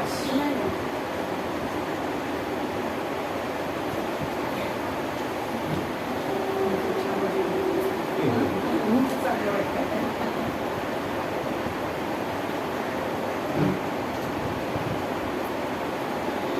मागचं आपण परत आश्रमापासून चालू करूया. जसं तुम्ही म्हणाला आदित्य की 4 आश्रम आहेत. ब्रह्मचर्यापासून चालू होतं, गृहस्थ आहे, वानप्रस्थाश्रम आहे आणि नंतर संन्यास. तर त्याच्यात गृहस्थाश्रम हा असा आहे ना की तो बाकी तिन्ही आश्रमांची जबाबदारी घेतो. गृहस्थाश्रमात तुम्ही सगळ्यात कर्म तुम्ही नेहमीच करता. आपण आता जेव्हा डेफिनेशन बघू त्याप्रमाणे त्या प्रत्येक आश्रमात आहेतच कर्म. पण गृहस्थाश्रम हा असा आश्रम आहे की जिथे तुम्हाला मॅक्सिमम कर्म, कारण तुम्हाला ब्रह्मचर्यामध्ये आता मी त्याला अर्थार्जन म्हणेन किंवा अर्निंग म्हणेन, कदाचित त्या काळात वेगळी वेगळं असेल त्याच्यात. पण आत्ताचे जर आपण आत्ताच्या जगाशी जर रिलेट केलं तर earning is the relatable concept. गृहस्थाश्रमी तुम्ही अर्थार्जन करता. ब्रह्मचर्य हा विद्यार्थी दर्शक आहे, त्यामुळे ते अर्निंग करत नाहीये. त्यामुळे त्यांना प्रोव्हाइड करणं हे तुमचं कर्तव्य आहे. जसं तुमच्या मुलांचं शिक्षण आई बाबा करतात किंवा जोपर्यंत कोर्टमध्ये सेटल होत नाही तो. त्याच्यानंतरचा आश्रम जो आहे वानप्रस्थाश्रम. वानप्रस्थाश्रम म्हणजे थोडासा गृहश्रम. आता त्यांची कर्म करून, गृहस्थाश्रमाचे कर्म करून झाल्यानंतर पुढच्या वाटचालीकडे जाण्यासाठी त्यांनी अंग त्याच्यातनं काढून घेतलेल्या हळूहळू कमी करतो. म्हणजे हळूहळू श्लोकच्या राईट हँड साईडला ते जातात. तर त्यावेळी परत अर्थार्जनाच्या दृष्टीने त्यांच्याकडनं एक्सपेक्ट नाही, कारण ते अर्थात हळूहळू सगळं कमी करतात. त्यामुळे त्यांचीही काळजी घेणं की त्यांना ज्या वाटचालीवर जायचंय इव्हेंच्युअली संन्यास, त्या दोन्ही वर्णांची काळजी, आश्रमांची काळजी घेणं, ह्या सगळ्याचा भार समाज व्यवस्थेमध्ये मुळात गृहस्थाश्रमांवर आहे. आणि हा गृहस्थाश्रमी जेव्हा हे सगळं सांभाळताना कर्म करत असतो, तिथेच ती कर्म करता करता त्याचा कर्मयोग कसा व्हावा किंवा त्याच्याकडे वाटचाल कशी व्हावी, त्यासाठी हे परत आचार्यांनी आपल्याला दिलेलं एक ज्ञान आहे की आपली कर्म करत असताना याचा की मेसेज जर आपल्याला बघायचा असेल तर कर्म तीच राहणार. म्हणजे जी आपण कर्म करतो अर्थात ती कर्म जी शास्त्रांनी सांगितलेली आहे, जी वेदांताच्या डेफिनेशननुसार त्या धर्माने जी सांगितलेली आहे, की जी काही विशेष कर्म आहेत की जी प्रासंगिक आहेत, काही नित्य कर्म आहेत आपली की जी स्वधर्म यमनियम ही सामान्य आणि ती मॅन्डेटरीज आहेत, ती करायचीच आहेत. तर त्या धर्मानुसार जी सांगितलेली कर्म आहेत ती कर्म आपल्याला करायचीच आहेत आणि ती चालूच ठेवायची. जर जेव्हा त्याचा कर्मयोग आपण करतो तर त्याच्यातनं जर हळूहळू काही काढून घ्यायचं असेल, ती करताना त्याच्या प्रती असणारी फलापेक्षेने आपण जी करत होतो तीच कर्म, ती अपेक्षा हळूहळू कमी करायची. एकतर ती कर्म करत असताना किंवा कर्म सुरू करण्याआधी फळाची अपेक्षा न ठेवता हे शास्त्राने सांगितलेलं माझं कर्म आहे ह्या दृष्टीने मी करतो आणि ती कर्म झाल्यानंतर फळ तर त्याच्यातून उत्पन्न होणार आहे, पण मुळात मी अपेक्षा त्याची न ठेवल्यामुळे जर उत्पन्न झालेलं फळही माझं नाही तर ते समष्टीचं आहे, ही समज मिळते. तो हाच प्रवास आहे की तीच कर्म करत असताना त्याचाच कर्मयोग.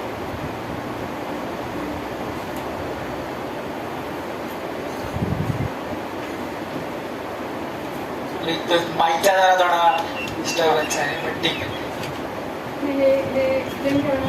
सो हे जस्ट मी क्विकली एक्सप्लेन करतो की हे जे प्रकार आहेत, सो बेसिकली कर्मांचे अर्थात हे गुण आणि आश्रम व्यवस्थेनुसार ठरतातच, पण ह्याच्यात जर मुख्यत्वाने जर आपल्याला 2 प्रकार करायचे असतील तर विशेष आणि सामान्य.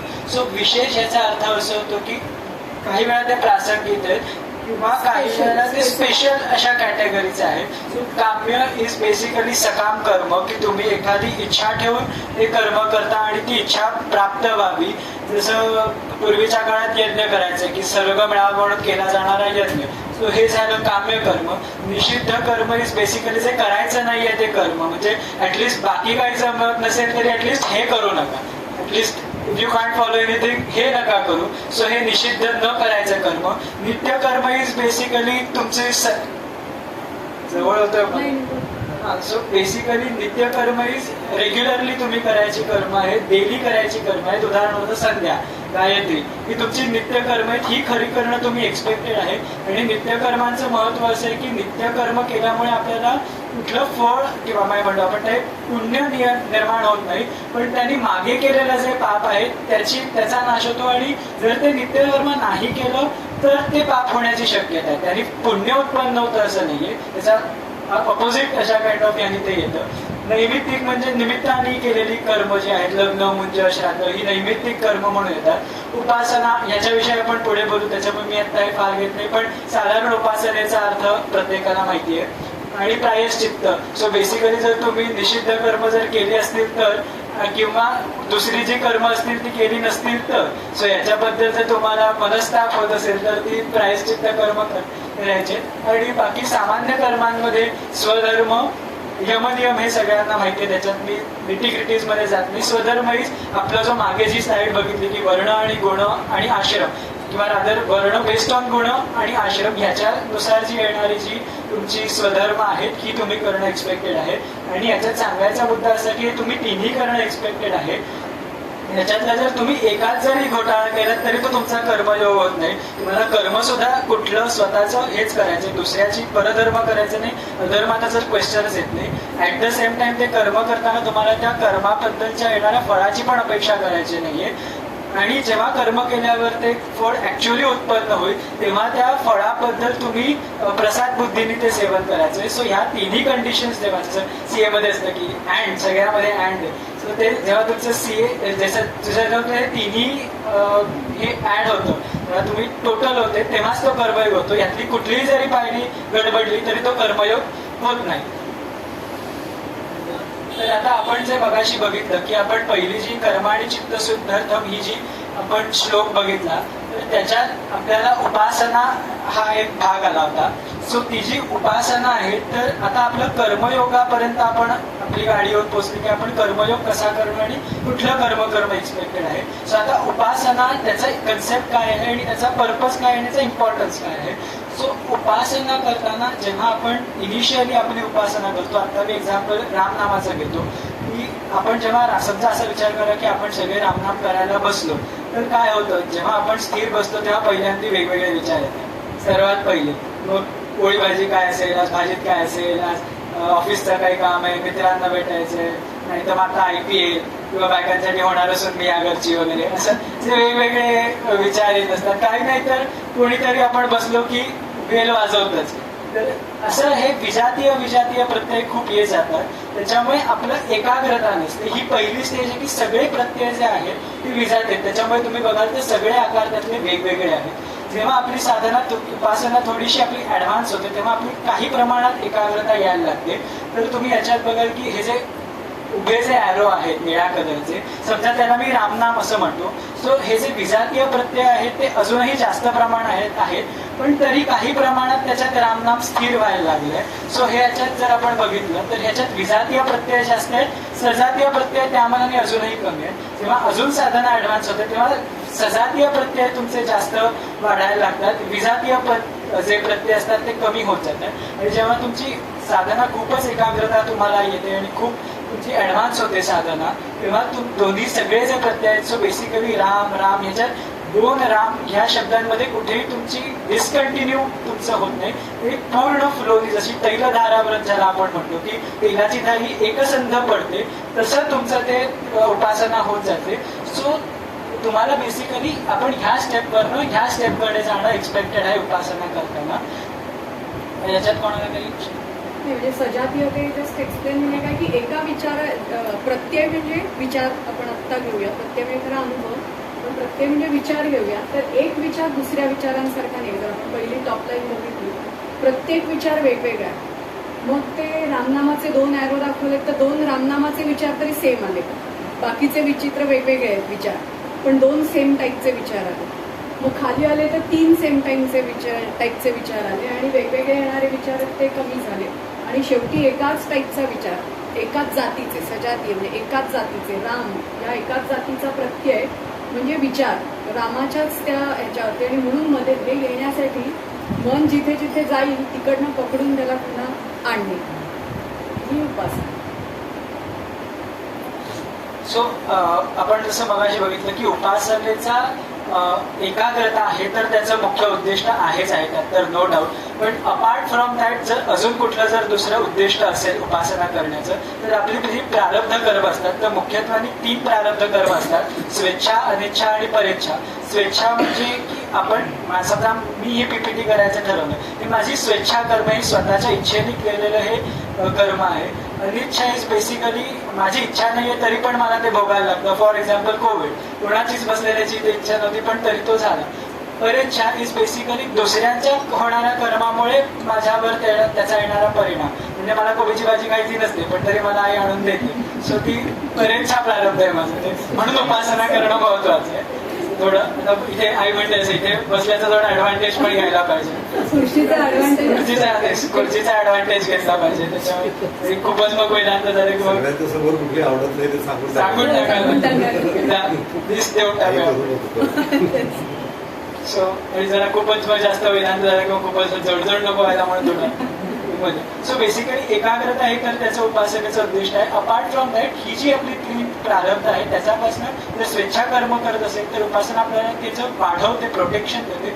आणि अनिच्छा आणि परेच्छा ही जी नको असलेली जी काइंड ऑफ प्रारब्ध आहेत आपल्याला ते जरी एलिमिनेट नाही जरी करता आली तरी त्याची तीव्रता उपासनेमुळे कमी होते, किंवा तीव्रता कमी नाही झाली तर आपल्याला सहन करण्याची कपॅसिटी वाढते. सो आयदर ऑफ कंडिशनमध्ये तिन्ही जी प्रारब्ध आहेत त्याच्यासाठी स्वेच्छासाठी मला सपोर्ट मिळतो, अनिच्छा आणि परेच्छा त्याची तीव्रता तरी कमी होते किंवा ते सहन करण्याची माझी कपॅसिटी तरी वाढते. सो हे 2 मुख्यत्वाने उपासनेचे पर्पज आणि बेनिफिट्स आहेत. सो आतापर्यंत आपण स्टार्टपासून जर बघितलं तर आपण आपला प्रॉब्लेम स्टेटमेंट डिफाईन केला की आपलं जे प्रॉब्लेम स्टेटमेंट होतं दॅट वॉज अविद्या. त्या अविद्येसाठी आपण तो श्लोक बघितला कर्म आणि चित्तशुद्ध. तर त्याच्यात आपण प्रोसेस बघितली काय करायची, त्याच्याप्रमाणे आपण कर्म आणि कर्मयोग बघितला. त्याच्यानंतर आपण आता उपासना त्याचा इम्पॉर्टन्स ती कशी करायची ते बघितलं आणि मध्ये येणारा वर्ण हा एक हे आतापर्यंत आपण बघितलं. सो आता जर ह्याच्या पुढे जर आपल्याला जायचं असेल सो आता एवढं सगळं केल्यावर तुमची कर्मानी चित्तशुद्धी झाली आणि उपासनेने तुमची काही प्रमाणात ऍटलिस्ट एकाग्रता आली. सो आता एवढं सगळं गोळाबेरीज करून तुम्हाला मिळतं काय? आता काहीतरी मिळायला पण पाहिजे ना एवढं सगळं केल्यासाठी. सो ही तुम्हाला साधन चतुष्टय संपत्ती मिळते. सो चतुष्टय याच्यातच 4 प्रकार येतात. सो हे जे 4 प्रकार आहेत ते विवेक, वैराग्य, समाधी, षटक आणि मुमुक्षुत्व हे त्याचे बेसिकली 4 संपत्ती आहेत त्या एखाद्या साधकाच्या. सो आपण पहिले विवेक बघूया. सो विवेकात हा हे म्हणते तो फटाफट. ठीक आहे. विवेकामध्ये 4 प्रकार येतात. धर्म, अधर्म, नित्य, अनित्य, आत्मानात्म आणि सत्यमिथ्या. हे 4 प्रकारचे साधकांनी विवेक करणं एक्सपेक्टेड आहे. सो धर्म अधर्म हा एक थोडा आपण म्हणूया रुडिमेंटरी काइंड ऑफ विवेक आहे की जे मगाशी आपण पहिल्या स्लाइडमध्ये जे बघितले की परधर्म आणि अधर्म करायचा नाहीये आणि जे शास्त्र, वर्ण, गुण, आश्रम याच्यानुसार जे आपल्याला कर्म करायला सांगितलंय ते आपण कर्म करणं. सो ते धर्मानुसार कर्म करणं आणि अधर्म न करणं हा एक बेसिक विवेक. सो आपल्याला जेव्हा आपण विवेक बेसिकली जर विवेकाचा पहिले जर अर्थ सांगायचा झाला तर विवेक इज नथिंग बट डिस्क्रिमिनेशन, की 2 गोष्टी आपल्याला कायम चॉईस असतो आणि जेव्हा आपण 2 गोष्टींचं डायसेक्शन किंवा डिस्क्रिमिनेशन करतो तेव्हा आपल्याला बाय डिफॉल्ट आपल्याला एखादा चॉईस करावाच लागतो. सो तो चॉईस करणं इज बेसिकली ते विवेक, की धर्मामध्ये धर्माचा चॉईस करणं आणि अधर्माचा चॉईस न करणं हा तो विवेक आहे. सिमिलरली नित्य, अनित्य आणि अनित्य. सो नित्य आणि अनित्यमध्ये आपल्याला जर थोडं ॲडव्हान्स लेवल किंवा ज्याला वेदांत माहिती आहे त्याच्यासाठी हा विवेक आहे की नित्यमध्ये जे नित्य गोष्ट आहे की जे ब्रह्म जे नित्य आहे तर ते नित्यत्व ओळखणं आणि त्याच्यावरती आणि जी माया आहे ती अनित्य आहे. अनित्य जी माया आहे त्या अनित्यत्व त्याचं ओळखणं आणि ही जी सत्ता आहे ती कायम एव्हर चेंजिंग आहे. त्याच्यामुळे एव्हर चेंजिंग गोष्ट असते ती कधीच तुम्हाला कॉन्स्टंट स्टेबल सुख प्रोव्हाइड करू शकणार नाही हे ओळखणं. सो हा जो विवेक, हा जो चॉईस करणं आहे दॅट इज बेसिकली नित्य अनित्य विवेक. पुढचा मी 2 क्लब करतो, आत्मानात्म आणि सत्यमिथ्या. सो आत्मानात्मामध्ये जो आत्मा आहे त्याच्यावर त्या आत्मतत्व जे आहे किंवा ब्रह्मतत्व जे आहे त्या ब्रह्मतत्वाची ओळख करून घेणं आणि अनात्मा किंवा जे मिथ्यत्व आहे त्याचं, की जसं आई मगाशी म्हणाली की आपण जर याचं उदाहरण घेतलं रज्जू सर्पदोष, तर तो जो रज्जू आहे, जो सर्प आहे त्याचं सत्ता जी आहे ती सापाची सत्ता जी आहे ती उधारीची आहे, ती त्या रज्जूमुळे त्याला प्राप्त झाली. जेव्हा जरी साप दिसत असला तरी तो खरा रज्जूच आहे आणि साप जरी दिसला नाही तरी तो रज्जूच आहे. त्याचप्रमाणे ब्रह्मतत्व हे कॉन्स्टंट आहे. ब्रह्मतत्व हे मायेला आधार प्रोव्हाइड करतं, ते त्याला म्हणजे काय म्हणतो त्याला ते ऍड ऑन होतं, सहाय्य करतं. त्याच्यामुळे आपण त्याचे मिथ्यत्व जे आहे ते ओळखणं आणि त्या मिथ्यत्वाला ओळखून आपण त्याच्याबद्दल व्यवहार करणं आणि त्याच्याबद्दल जर आपल्याला समजा जर सुखदुःखी आपण आपला जो गीतेतला श्लोक आहे सुखे दुःखे समीकृत्वा, तर सुख आणि दुःख जरी आलं तरी सुद्धा आपण त्याच्यावर काय म्हणतो आपण सुखाने अति जास्त हर्षोल्लसित न होणं आणि दुःखाने कोसळून न जाणं हे आपण करणं एक्सपेक्टेड आहे. हा विवेक इथे करणं एक्सपेक्टेड आहे. जस्ट फक्त जर डिफरन्स सांगायचं झालं की अनित्य आणि मिथ्या याच्यातला जर डिफरन्स सांगायचा झाला तर अनित्य इज बेसिकली एव्हर चेंजिंग, जी गोष्ट आहे ती सारखी बदलत जाणार आहे याचा अर्थ अनित्य होतो. आणि मिथ्या म्हणजे ते जे अस्तित्व आहे तेच खोटं आहे, तिची अस्तित्व ही उधारीची सत्ता आहे. हा 2 विवेकांमधला फरक आहे. सो हे विवेकाचे 4 प्रकार किंवा हे होतात. पुढे जर आपण वैराग्य बघितलं तर याच्यात पुन्हा 5 प्रकार येतात. यतमान, व्यतिरेक, एकेंद्रिय, वशीकार आणि परवैराग्य. यतमान याच्यात जसं शब्दाप्रमाणेच आहे की यत म्हणजे प्रयत्नांनी केलेलं जे वैराग्य आहे की मला समजा 10 विषयांची आवड आहे तर त्या 10ही विषयांची आवड माझी कमी व्हावी आणि त्या 10 विषयांबद्दलची माझी मनाची जी ओढ आहे ती आसक्ती आहे ती कमी व्हावी. दॅट इज यतमान. आता अशा वेळेला प्रत्येक प्रयत्न करणं इज यतमान वैराग्यासाठी प्रयत्न करणं. पुढची जी स्टेज आहे की 10 पैकी असं शक्य नाही की 10च्या 10 पहिल्या फर्स्ट अटेम्प्टमध्ये ते पूर्ण जातील. त्यातले समजा 5 गेले आणि 5 जे शिल्लक आहेत, जो ही जी अवस्था आहे की 5 गेले आणि 5 शिल्लक आहेत अजूनही आसक्ती, तर ही जे वैराग्य अशा प्रकारचं जे वैराग्य आहे ते व्यतिरेक वैराग्य. पुढे येणारे एकेंद्रिय म्हणजे एका इंद्रियात राहणारं की समजा मला ते आता 10 विषय समजा माझ्या समोर आले तरी मला ते कंट्रोल करता येत आहेत, माझ्या ते म्हणजे मला त्याच्याबद्दल मोह आवडता येतोय, पण तरी सुद्धा कुठेतरी मनात किंवा बुद्धीत माझ्या ते कुठेतरी अजूनही त्या विषयांचा जो रस आहे किंवा वासना आहे ती अजूनही कुठेतरी आहे, ती पूर्णपणे गेलेली नाहीये. सो ह्या स्टेपला आपण एकेंद्रिय वैराग्य म्हणू शकतो. पुढचं जे येतं ते वशीकार म्हणजे मला आता पूर्ण त्या वासनांवर पूर्ण कंट्रोल करता येतोय. ती गोष्ट पदार्थ माझ्या समोर असला काय किंवा तो माझ्या समोर नसला काय मला पूर्ण ते कंट्रोल करता येते. सो हा झाला वशिकार. आणि परवैराग्य इज बेसिकली त्रिगुणांच्याही पलीकडे, म्हणजे मला त्रिगुणांचंही वैराग्य आलं, हा बेसिकली मोक्षात झाला. की परवैराग्य तुम्हाला आलं याचा अर्थ यू आर लाईकली की तुम्ही साक्षात्कारीच आहात. सो हे वैराग्याचे 4 स्टेप्स आहेत रादर प्रकारापेक्षा. समाधी षटक, समाधी षटक, तर याच्यात 6 येतात. जसं 6 षटक याचा अर्थ. तर शम इज बेसिकली मनाचा कंट्रोल, मनाची जी तुमची वेग असतो त्याला कंट्रोल करणं, जे आपल्या उपासनेचं उद्दिष्ट होतं. दम इज तुमचा बाह्य इंद्रियांचा म्हणजे कर्मेंद्रियांचा कंट्रोल, मोबाईलवरचा कंट्रोल, पण तो काही प्रमाणात क्षमा सुद्धा आहे. सो शम आणि दम इथे बसल्यावर पण बोलते तुम्ही. रूल नॉट हे अलाउड नाही. एक फाऊल झाला, वन ऑल झाली. ओके. सो शम इज मनाचा, दम इज इंद्रियांचा फिजिकल कंट्रोल. जर तुम्हाला ऍटलिस्ट मनाचा कंट्रोल करता येत नसेल तर ऍटलिस्ट फिजिकल कंट्रोल जो आहे तो तरी ऍटलिस्ट तुम्ही करा. सो दॅट, कारण की एकदा तो विषय शरीराच्या आतमध्ये, इंद्रियांच्या आतमध्ये गेला की त्याच्या आत मन आहे, त्याच्यामुळे after that it's almost impossible की तुम्ही त्याला कंट्रोल करू शकता. सो ऍटलिस्ट तुम्ही दम तरी नक्की सुरुवात करू शकता.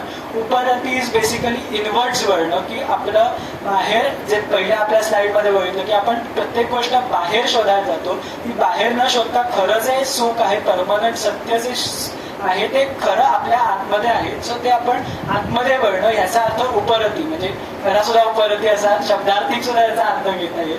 तितिक्षा इज बेसिकली द्वंद्व, 2 अपोजिट ज्या गोष्टी आहेत त्या सहन करणं, की सुखे दुःखे स्वमेतुष्का किंवा शीतोष्ण सुख दुःखदा, हे जे गीतेतले श्लोक येतात ते तितिक्षेवर आधारित श्लोक आहेत, की 2 अपोजिट गोष्टी समान भावनेने सहन करणं, याला आपण तितिक्षा म्हणतो.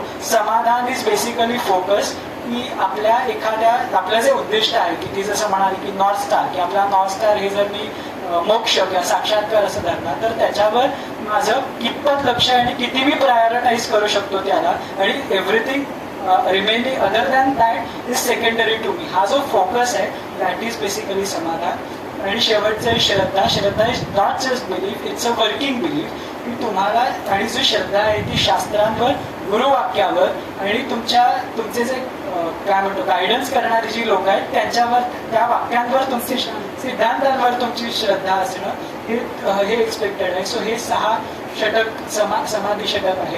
आणि शेवटचं जे आहे ते मुमुक्षुत्व, की आपण जे पहिल्या जो बालग्राफ बघितला होता त्याच्यात जी मुमुक्षा आपण बघितली होती, की जो ज्याला बांधलेलाच आहे मी असं वाटत नाही, त्याचा सुटण्याचा प्रश्नच येत नाही. जो ज्याला कळलंय की मी बांधलेलो गेलेलो आहे त्याच्यासाठी ती मुमुक्षुत्व, त्याच्यासाठी आशा, हे माझं मत आहे. ह्याच्यासाठी ह्याला स्टार्स कंडिशन जपल्या, की मुमुक्षुत्व येण्यासाठी काही प्रमाणात तुम्हाला ऍटलिस्ट वर्किंग अंडरस्टँडिंग तरी वेदांताचं आवश्यक आहे. त्याच्याशिवाय ते मुमुक्षुत्व जागृत होणं थोडं कठीण आहे. त्याच्यात हे जे आहे ते प्रकार म्हणण्यापेक्षा मी याला ग्रेडेशन म्हणेन. मंद, मध्यम आणि उत्तम. मंद इज बेसिकली बघूया, करून बघूया, येतो, बघून येतो, असं जे असतं ते मुमुक्षुत्व. एलिमेंटरी लेवलचं जे असतं ते मंद मुमुक्षुत्व. मध्यम ही साधना करताना तुमचं जसं जसं थोडंफार वाढत राहतं, हे मध्यम. आणि उत्तम, ह्याचं जर उदाहरण द्यायचं झालं की जसं समजा इथे पाण्याची बाटली घेतली आणि जर त्याच्यात आपण एखाद्याचं जर डोकं बुचकळलं तर तो ज्या पद्धतीने बाहेर श्वास घेण्यासाठी, त्या पद्धतीने माझ्या ध्येयासाठी, मोक्षासाठी किंवा साक्षात्कारासाठी माझी तळमळ असणं, इतक्या प्रकारची जेव्हा तळमळ तुमची सुटण्याची होते तेव्हा ते तीव्र मोक्ष. या तीव्र मोक्ष आल्यावर मोक्ष बिकम्स व्हेरी इझी किंवा डायरेक्ट होतो तो. सो हे बेसिकली 6 प्रकार आहेत. सो 4 तुमच्या संपत्ती आहेत. सो जेव्हा तुम्ही कर्मातनं, जर आपण आतापर्यंत बघितलं, कर्मातनं तुमची चित्तशुद्धी, उपासनेतनं एकाग्रता, ही एकाग्रता आल्यावर तुमची ही तुम्हाला साधन चतुष्टय संपत्ती मिळेल. हे अंगी गुण तुमची संपत्ती आहे. तुम्हाला इट्स लाईक तुमचं आर्मर सारखं आहे. तुम्हाला गुण मिळतात. हे गुण मिळाल्यावर आता यू बिकम एलिजिबल फॉर पुढचा ज्ञानयोग किंवा ज्ञाननिष्ठा, श्रवण मनन निधिध्यासनासाठी तुम्ही बेसिकली एलिजिबल होता. सो याच्याबद्दल एक, आणि ह्याच्यानंतर जो ज्ञानयोग आहे हा ऍक्च्युअली परवा सृष्टी प्रक्रिया जेव्हा झाली तेव्हा आम्ही एक्सप्लेन केलं होतं, म्हणजे नवीन ऐकल्या त्या दिवशी जेव्हा नव्हते. सो हा जो मायावाद, त्याचा एक जो प्रकार आहे की आपण म्हणूया की आता निधिध्यासन किंवा ज्ञानयोग करताना नक्की करायचं काय, कशाचा विचार करायचा आणि कसं ते करायचं. जर याचं एक थोडासा आपण एक ग्राफिकल रिप्रेझेंटेशन जर बघितलं तर जो मायावाद आहे शंकराचार्यांचा फार फेमस आणि फार सुंदर आहे तो, तर त्या मायावादानुसार जो रज्जू सर्प दोष जो आपण म्हटलं की रज्जूचं जे सर्पाचं जे अस्तित्व आहे ती उधारची सत्ता आहे आणि रज्जू हा खरा आहे. सो याच्याप्रमाणे जर आपल्याला ती जर एक नंबर फॉर्मॅटमध्ये जर आपल्याला रिप्रेझेंट करायचं असेल तर समजा मी असं एक अझम्पशन घेतलं की जी ट्रू व्हॅल्यू आहे त्याला जर मी 1 धरलं आणि जी फॉल्स व्हॅल्यू आहे त्याला जर मी 0 धरलं, बेसिकली बुलियन किंवा बायनरी याला आपण म्हणू शकतो, तर जे ब्रह्म आहे ते ट्रू आहे. ते दोरी सुद्धा असताना ते ट्रू होतं आणि जेव्हा तो साप भासत होता तेव्हा सुद्धा ते दोरीच होती, तेव्हा सुद्धा ते ट्रूच होतं. पण जी अविद्या आहे किंवा जी माया आहे ती फॉल्स आहे पण ती रिप्रेझेंट ॲज अ ट्रू होते. त्याच्यामुळे ती जरी ती खोटी असली तरी ती वाटताना खरी वाटते. त्याच्यामुळे हे ब्रह्म हे ट्रू आणि अविद्या ही फॉल्स ट्रू आहे. ह्याला जर मी वरची जर सबस्टिट्यूट केलं बेसिकली हे जे ट्रू फॉल्स ट्रू आहे याला जर मी वरच्या व्हॅल्यू सबस्टिट्यूट केला तर 1101 अशी त्याची व्हॅल्यू होते. सो आता आपल्याला जेव्हा विधिध्यासनाच्या लेवलला आपण जेव्हा जातो किंवा ज्ञानयोगाच्या लेवलला आपण जेव्हा जातो तेव्हा आपल्याला नेमकं काय करायचंय, सोपं करायचंय. त्या 11 मधनं 01 आपल्याला नेट ऑफ करायचंय की बेसिकली सो दॅट आपल्याला शेवट 1 मधनं तुम्ही 0 मायनस केलं तर तुमचं फक्त ब्रह्मतत्व राहतं. That is that Advaita.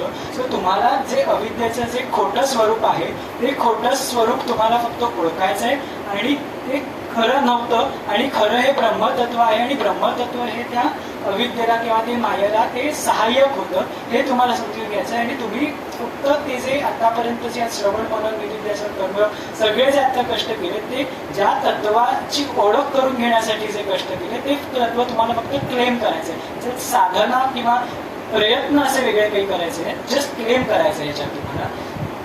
So हा ज्ञानयोगाचा एक छोटा ह्याच्यात बरं ज्ञानयोगा खूप मोठा विषय आहे पण एक स्लाइड एक मर्यादित वेळ असल्यामुळे मी ही एक स्लाइड घेतली आणि हा विषय परवाच झाला होता सृष्टी प्रक्रियेच्या ह्याच्यात. सो आता आपण आतापर्यंत एवढं सगळं बघितलं की इतक्या सगळ्या गोष्टी बघितल्या, कर्मयोग बघितला, उपासना बघितली, साधन चतुष्टय संपत्ती बघितली, वरुण गुणाश्रम आणि ह्या सगळ्याची ह्या सगळ्याचं मूळ प्रॉब्लेम स्टेटमेंट हे माया म्हणजे अविद्या हे सुद्धा बघितलं. तर आता इतका सगळा गोंधळ इतका सगळा पसारा एका स्लाइडमध्ये आवरायचा कसा, त्याच्यामुळे आता नक्की नेमकं काय करायचं आणि याचा एक काय म्हणतात डायग्रामॅटिकली याचा प्रोसेस फ्लो किंवा एक पाथ फ्लो कसा असला पाहिजे. तर याच्यासाठी एक छोटीशी मी अॅनालॉजी घेतो. समजा मी पहिले अॅनालॉजी एक्सप्लेन करतो सो दॅट आपल्याला हा चार्ट बघताना थोडं सोपं जाईल. समजा मी मुंबई CSTला उभा आहे आणि मला पुण्यापर्यंत जायचं आहे तर माझ्याकडे ऑप्शन्स काय आहेत पुण्याला जाण्यासाठी. तर एक माझ्याकडे ऑप्शन आहे की माझी स्वतःचीच गाडी आहे, मी सरळ ती गाडी घेतो, एक्सप्रेस वेवरून येतो, आता 100चं चलान 100चं पुढे चलान आहे पण 100पर्यंत मी चालवतो आणि सरळ जाऊन पुण्यात थांबतो. मी कुठेही मध्ये थांबावीत नाही, स्ट्रेट मी पुण्यात जातो. हा एक ऑप्शन आहे माझ्याकडे.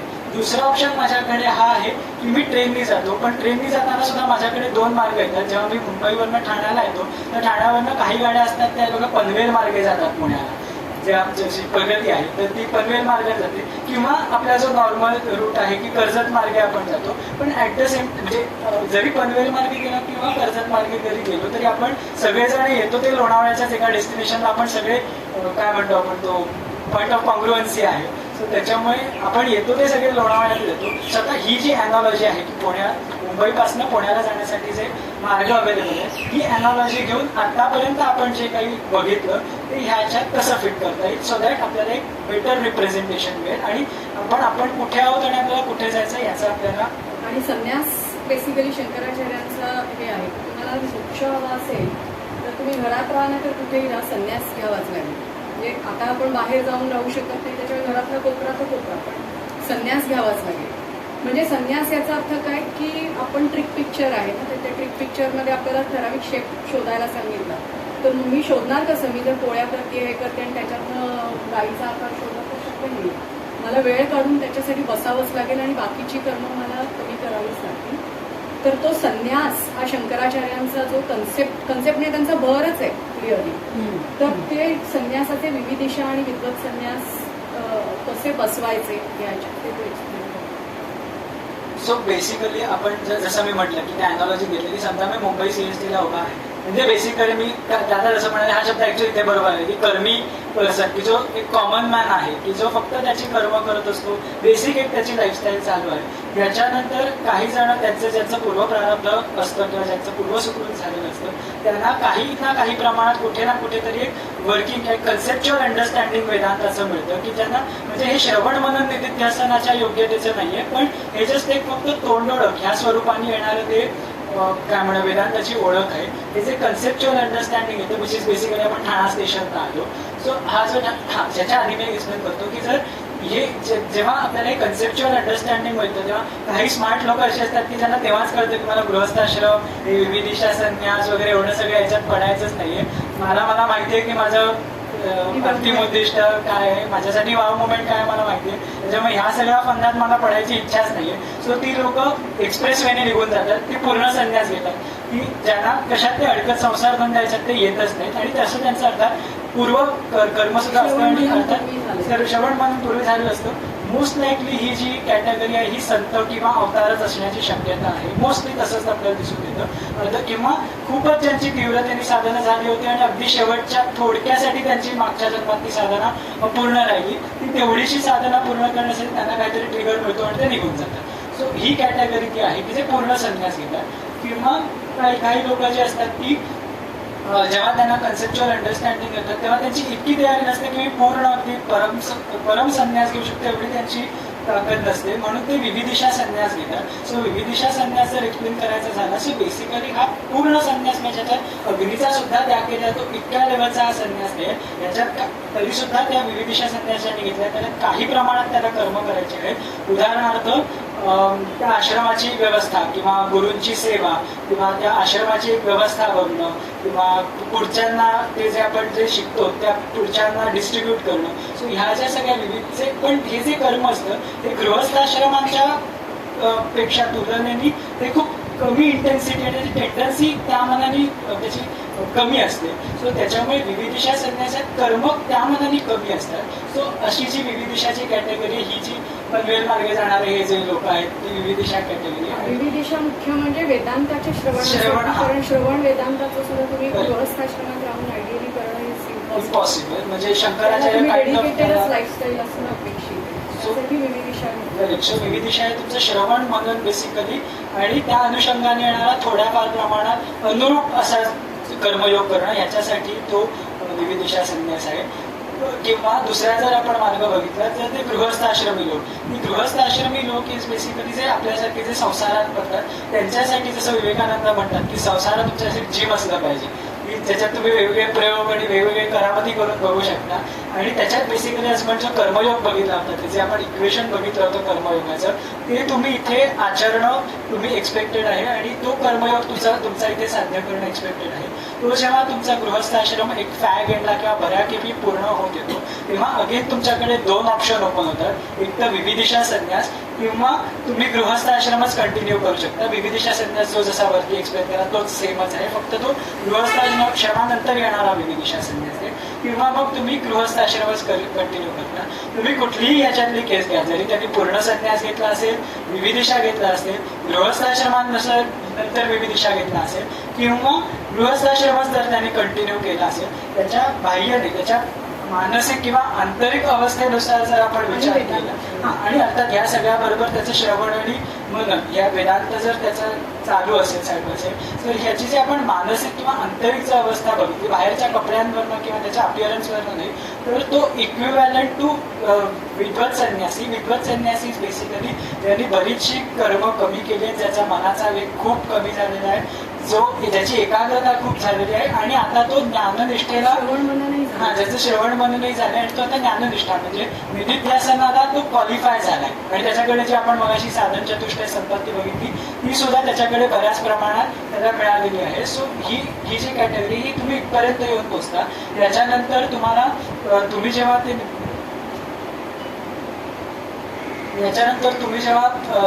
ह्या लेवलला पोहोचणार. त्याच्यानंतर तुम्ही ज्ञाननिष्ठा म्हणजे मगाशी जे आपण म्हटलं की तुम्ही ते अस्तित्व तुमचं क्लेम करणं एवढंच तुमचं राहतं आणि तुम्ही एवढीच साधना करता की आतापर्यंत जे ब्रह्मतत्व मला ज्याचं नॉलेज मिळालंय त्याचं मला ऍक्च्युअल नॉलेज मिळेल. जेव्हा तुम्ही विद्वत संन्यासाला येता तेव्हाच शंकराचार्यांनी त्याला सर्टिफिकेट दिलं, तेव्हाच त्याला त्यांनी ज्ञानी म्हटलंय. त्याला परोक्ष ज्ञान झालेलं आहे आणि जेव्हा त्याला ऍक्च्युअल साक्षात्कार होतो तेव्हा त्याला अपरोक्षाचा अर्थ ऍक्च्युअल रियालिटीमध्ये त्याच्यासाठी ते साक्षात्कार त्याला झालेला आहे. सो इथे परोक्ष साक्षात्कार आणि इथे अपरोक्ष साक्षात्कार तुम्हाला येतो. सो बेसिकली ही लास्टला जाऊन तुमची पुण्याची जी साक्षात्कार जी तुमचा जो गोल आहे फायनली पुण्यात झालं हे तुमचं इथे येऊन अचीव होतं. याच्यानंतर साक्षात्कारानंतर सुद्धा जेव्हा तुमचा देह असतो तर जरी साक्षात्कार झाला तरी तुमचं प्रारब्ध कर्म अजूनही संपत नाही. जसं कुंभाराचं जे चाक असतं जे फिरत असतं त्याच्यावरचं मडकं जरी काढून घेतलं तरी सुद्धा ते चाक फिरत राहतं. त्याचप्रमाणे जरी साक्षात्कार झाला तरी सुद्धा ते तुमचं प्रारब्ध कर्म कार्यरत असतं. सो जोवर देह पडत नाही तोवर काही जण आपण काही असे जे साक्षात्कारी पुरुष बघतो की जे गुहेत जाऊन राहतात, त्यांना काही संसारात किंवा लोकांमध्ये परत येण्याची त्यांना इच्छा असते, ते गुहेत जातात. त्यांना मी शरीरयात्रा किंवा शंकराचार्यांनी शरीरयात्रा म्हटलं की देह पडत राहण्यापर्यंत जी काय त्यांची उपासना साधना असेल ते कंटिन्यू असतात. किंवा काही जण असतात की लोकसंग्रहाच्या मार्गाने येतात की आजकालचे जे आपण उदाहरण बघितलं तर प्रेमानंद महाराज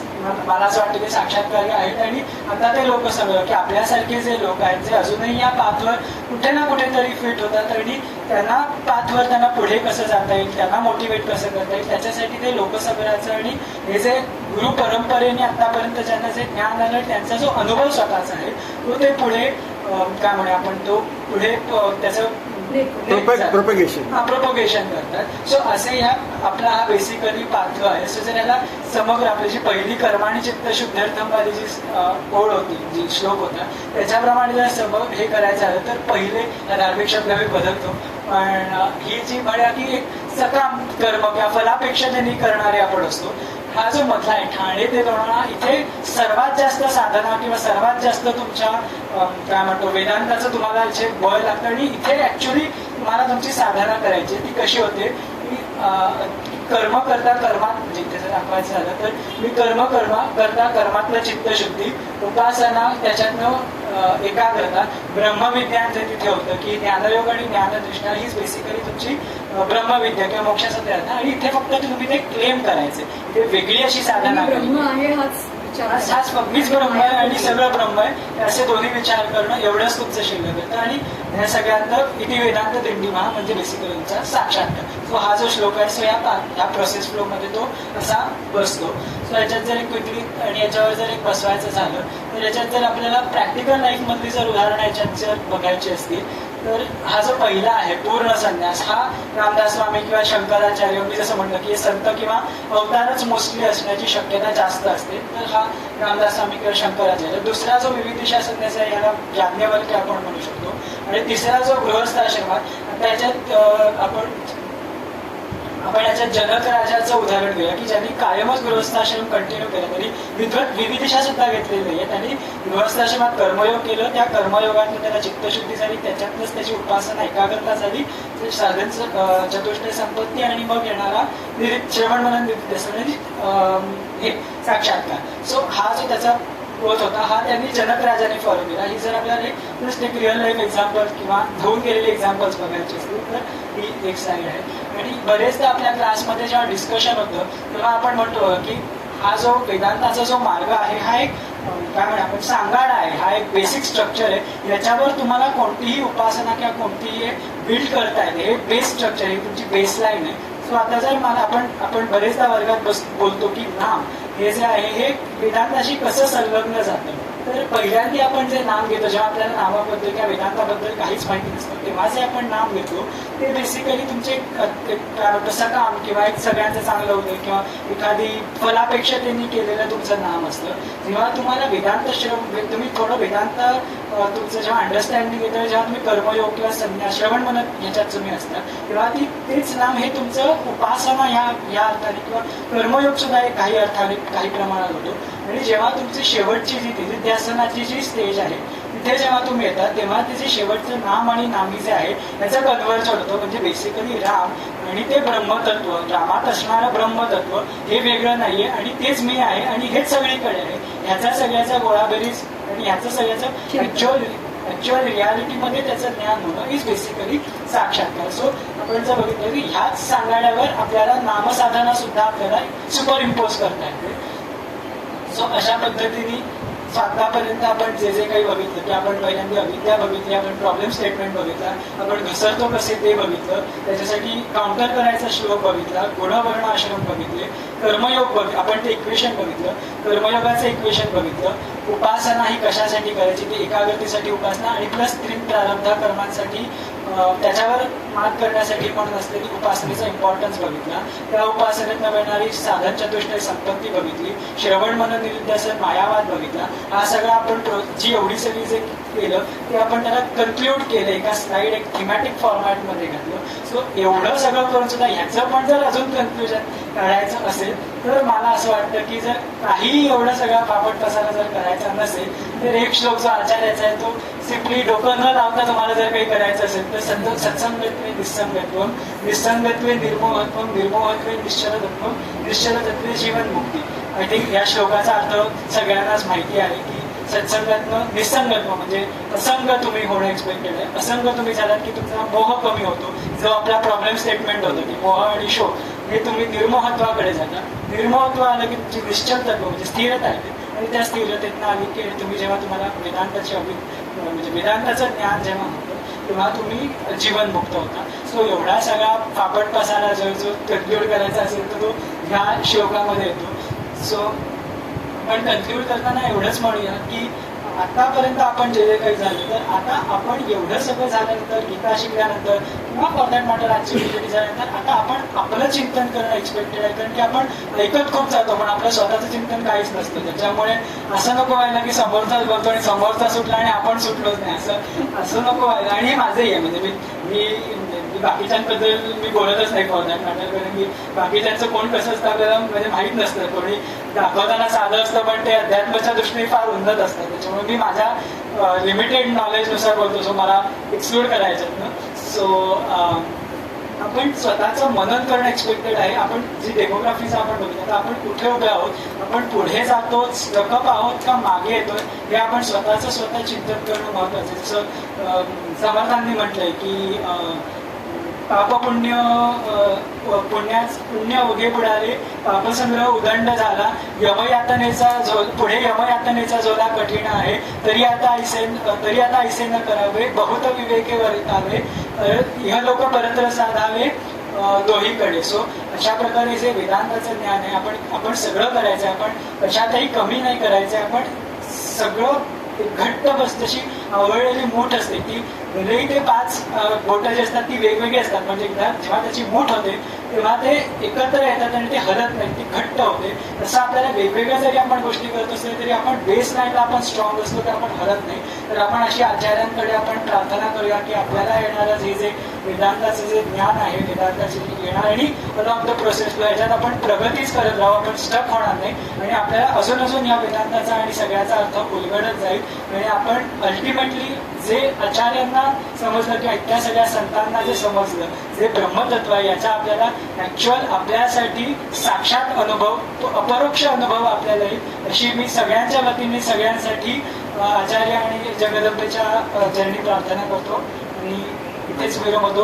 आपण 2 मिनिटं सगळ्यांना, आपण प्रत्येक वेळेला श्रवण करतो पण आपण मनन करत नाही. तर मला असं वाटतं की आपण एक मोजून 2 ते 3 मिनिटं तरी आपण डोळे मिटून स्वतःचं आतापर्यंत किती काय झालंय, ह्या पिरियडीत काय झाले, सगळ्याचा सारांशाने विचार करूया. 2 मिनिटं ते इंटरनलाइज घरी करू अशा पद्धतीने. आणि आभार प्रदर्शन केलं जर काही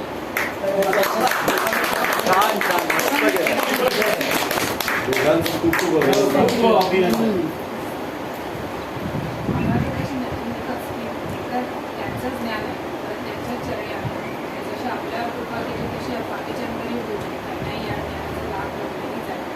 आणि आईकडनं आम्हाला मिळते. सो आईसाठी स्पेशल इंडेंट त्यांच्याकडे स्पेशल प्रार्थना आणि आईमुळे आपल्याला मिळते. बेसिकली जरी त्यांचं जरी ज्ञान असलं तरी जसं आपण मकरंदवांचा कायम असतं की पोस्टमन पण कोणीतरी लागतो, की नुसतं पत्र त्यांनी लिहिलंय असं चालत नाही, तो पोचवणारा आपल्याला पोस्टमन सुद्धा लागतो. सो त्या आईचे सुद्धा त्याच्या हो त्या दृष्टीने आईचे सुद्धा आभार.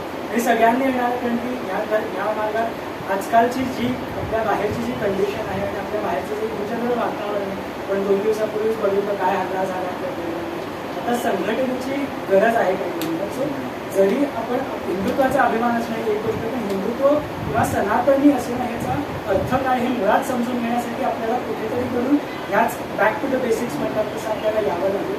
सो आपण आपल्याला जे मिळालेली सहाय्य आहे हे सुद्धा तितकेच महत्त्वाचे आहे. सो तुमच्या सगळ्यांप्रती सुद्धा मी आभार व्यक्त करतो की तुम्ही सहाय्यही असल्यामुळे आमचा सुद्धा जर आम्हाला हे बोलणारच कोणी नसतं तर आम्हाला मारुती मंदिरात जाऊन मारुतीला ऐकवायला लागलं. त्यामुळे तुम्ही सुद्धा तितकेच महत्त्वाचे आहे. सो आम्ही तुमच्याबद्दल सुद्धा आभार व्यक्त करतो आणि सगळ्यांसाठी सदिच्छा आचार्यांच्या खूप छान. खूप छान.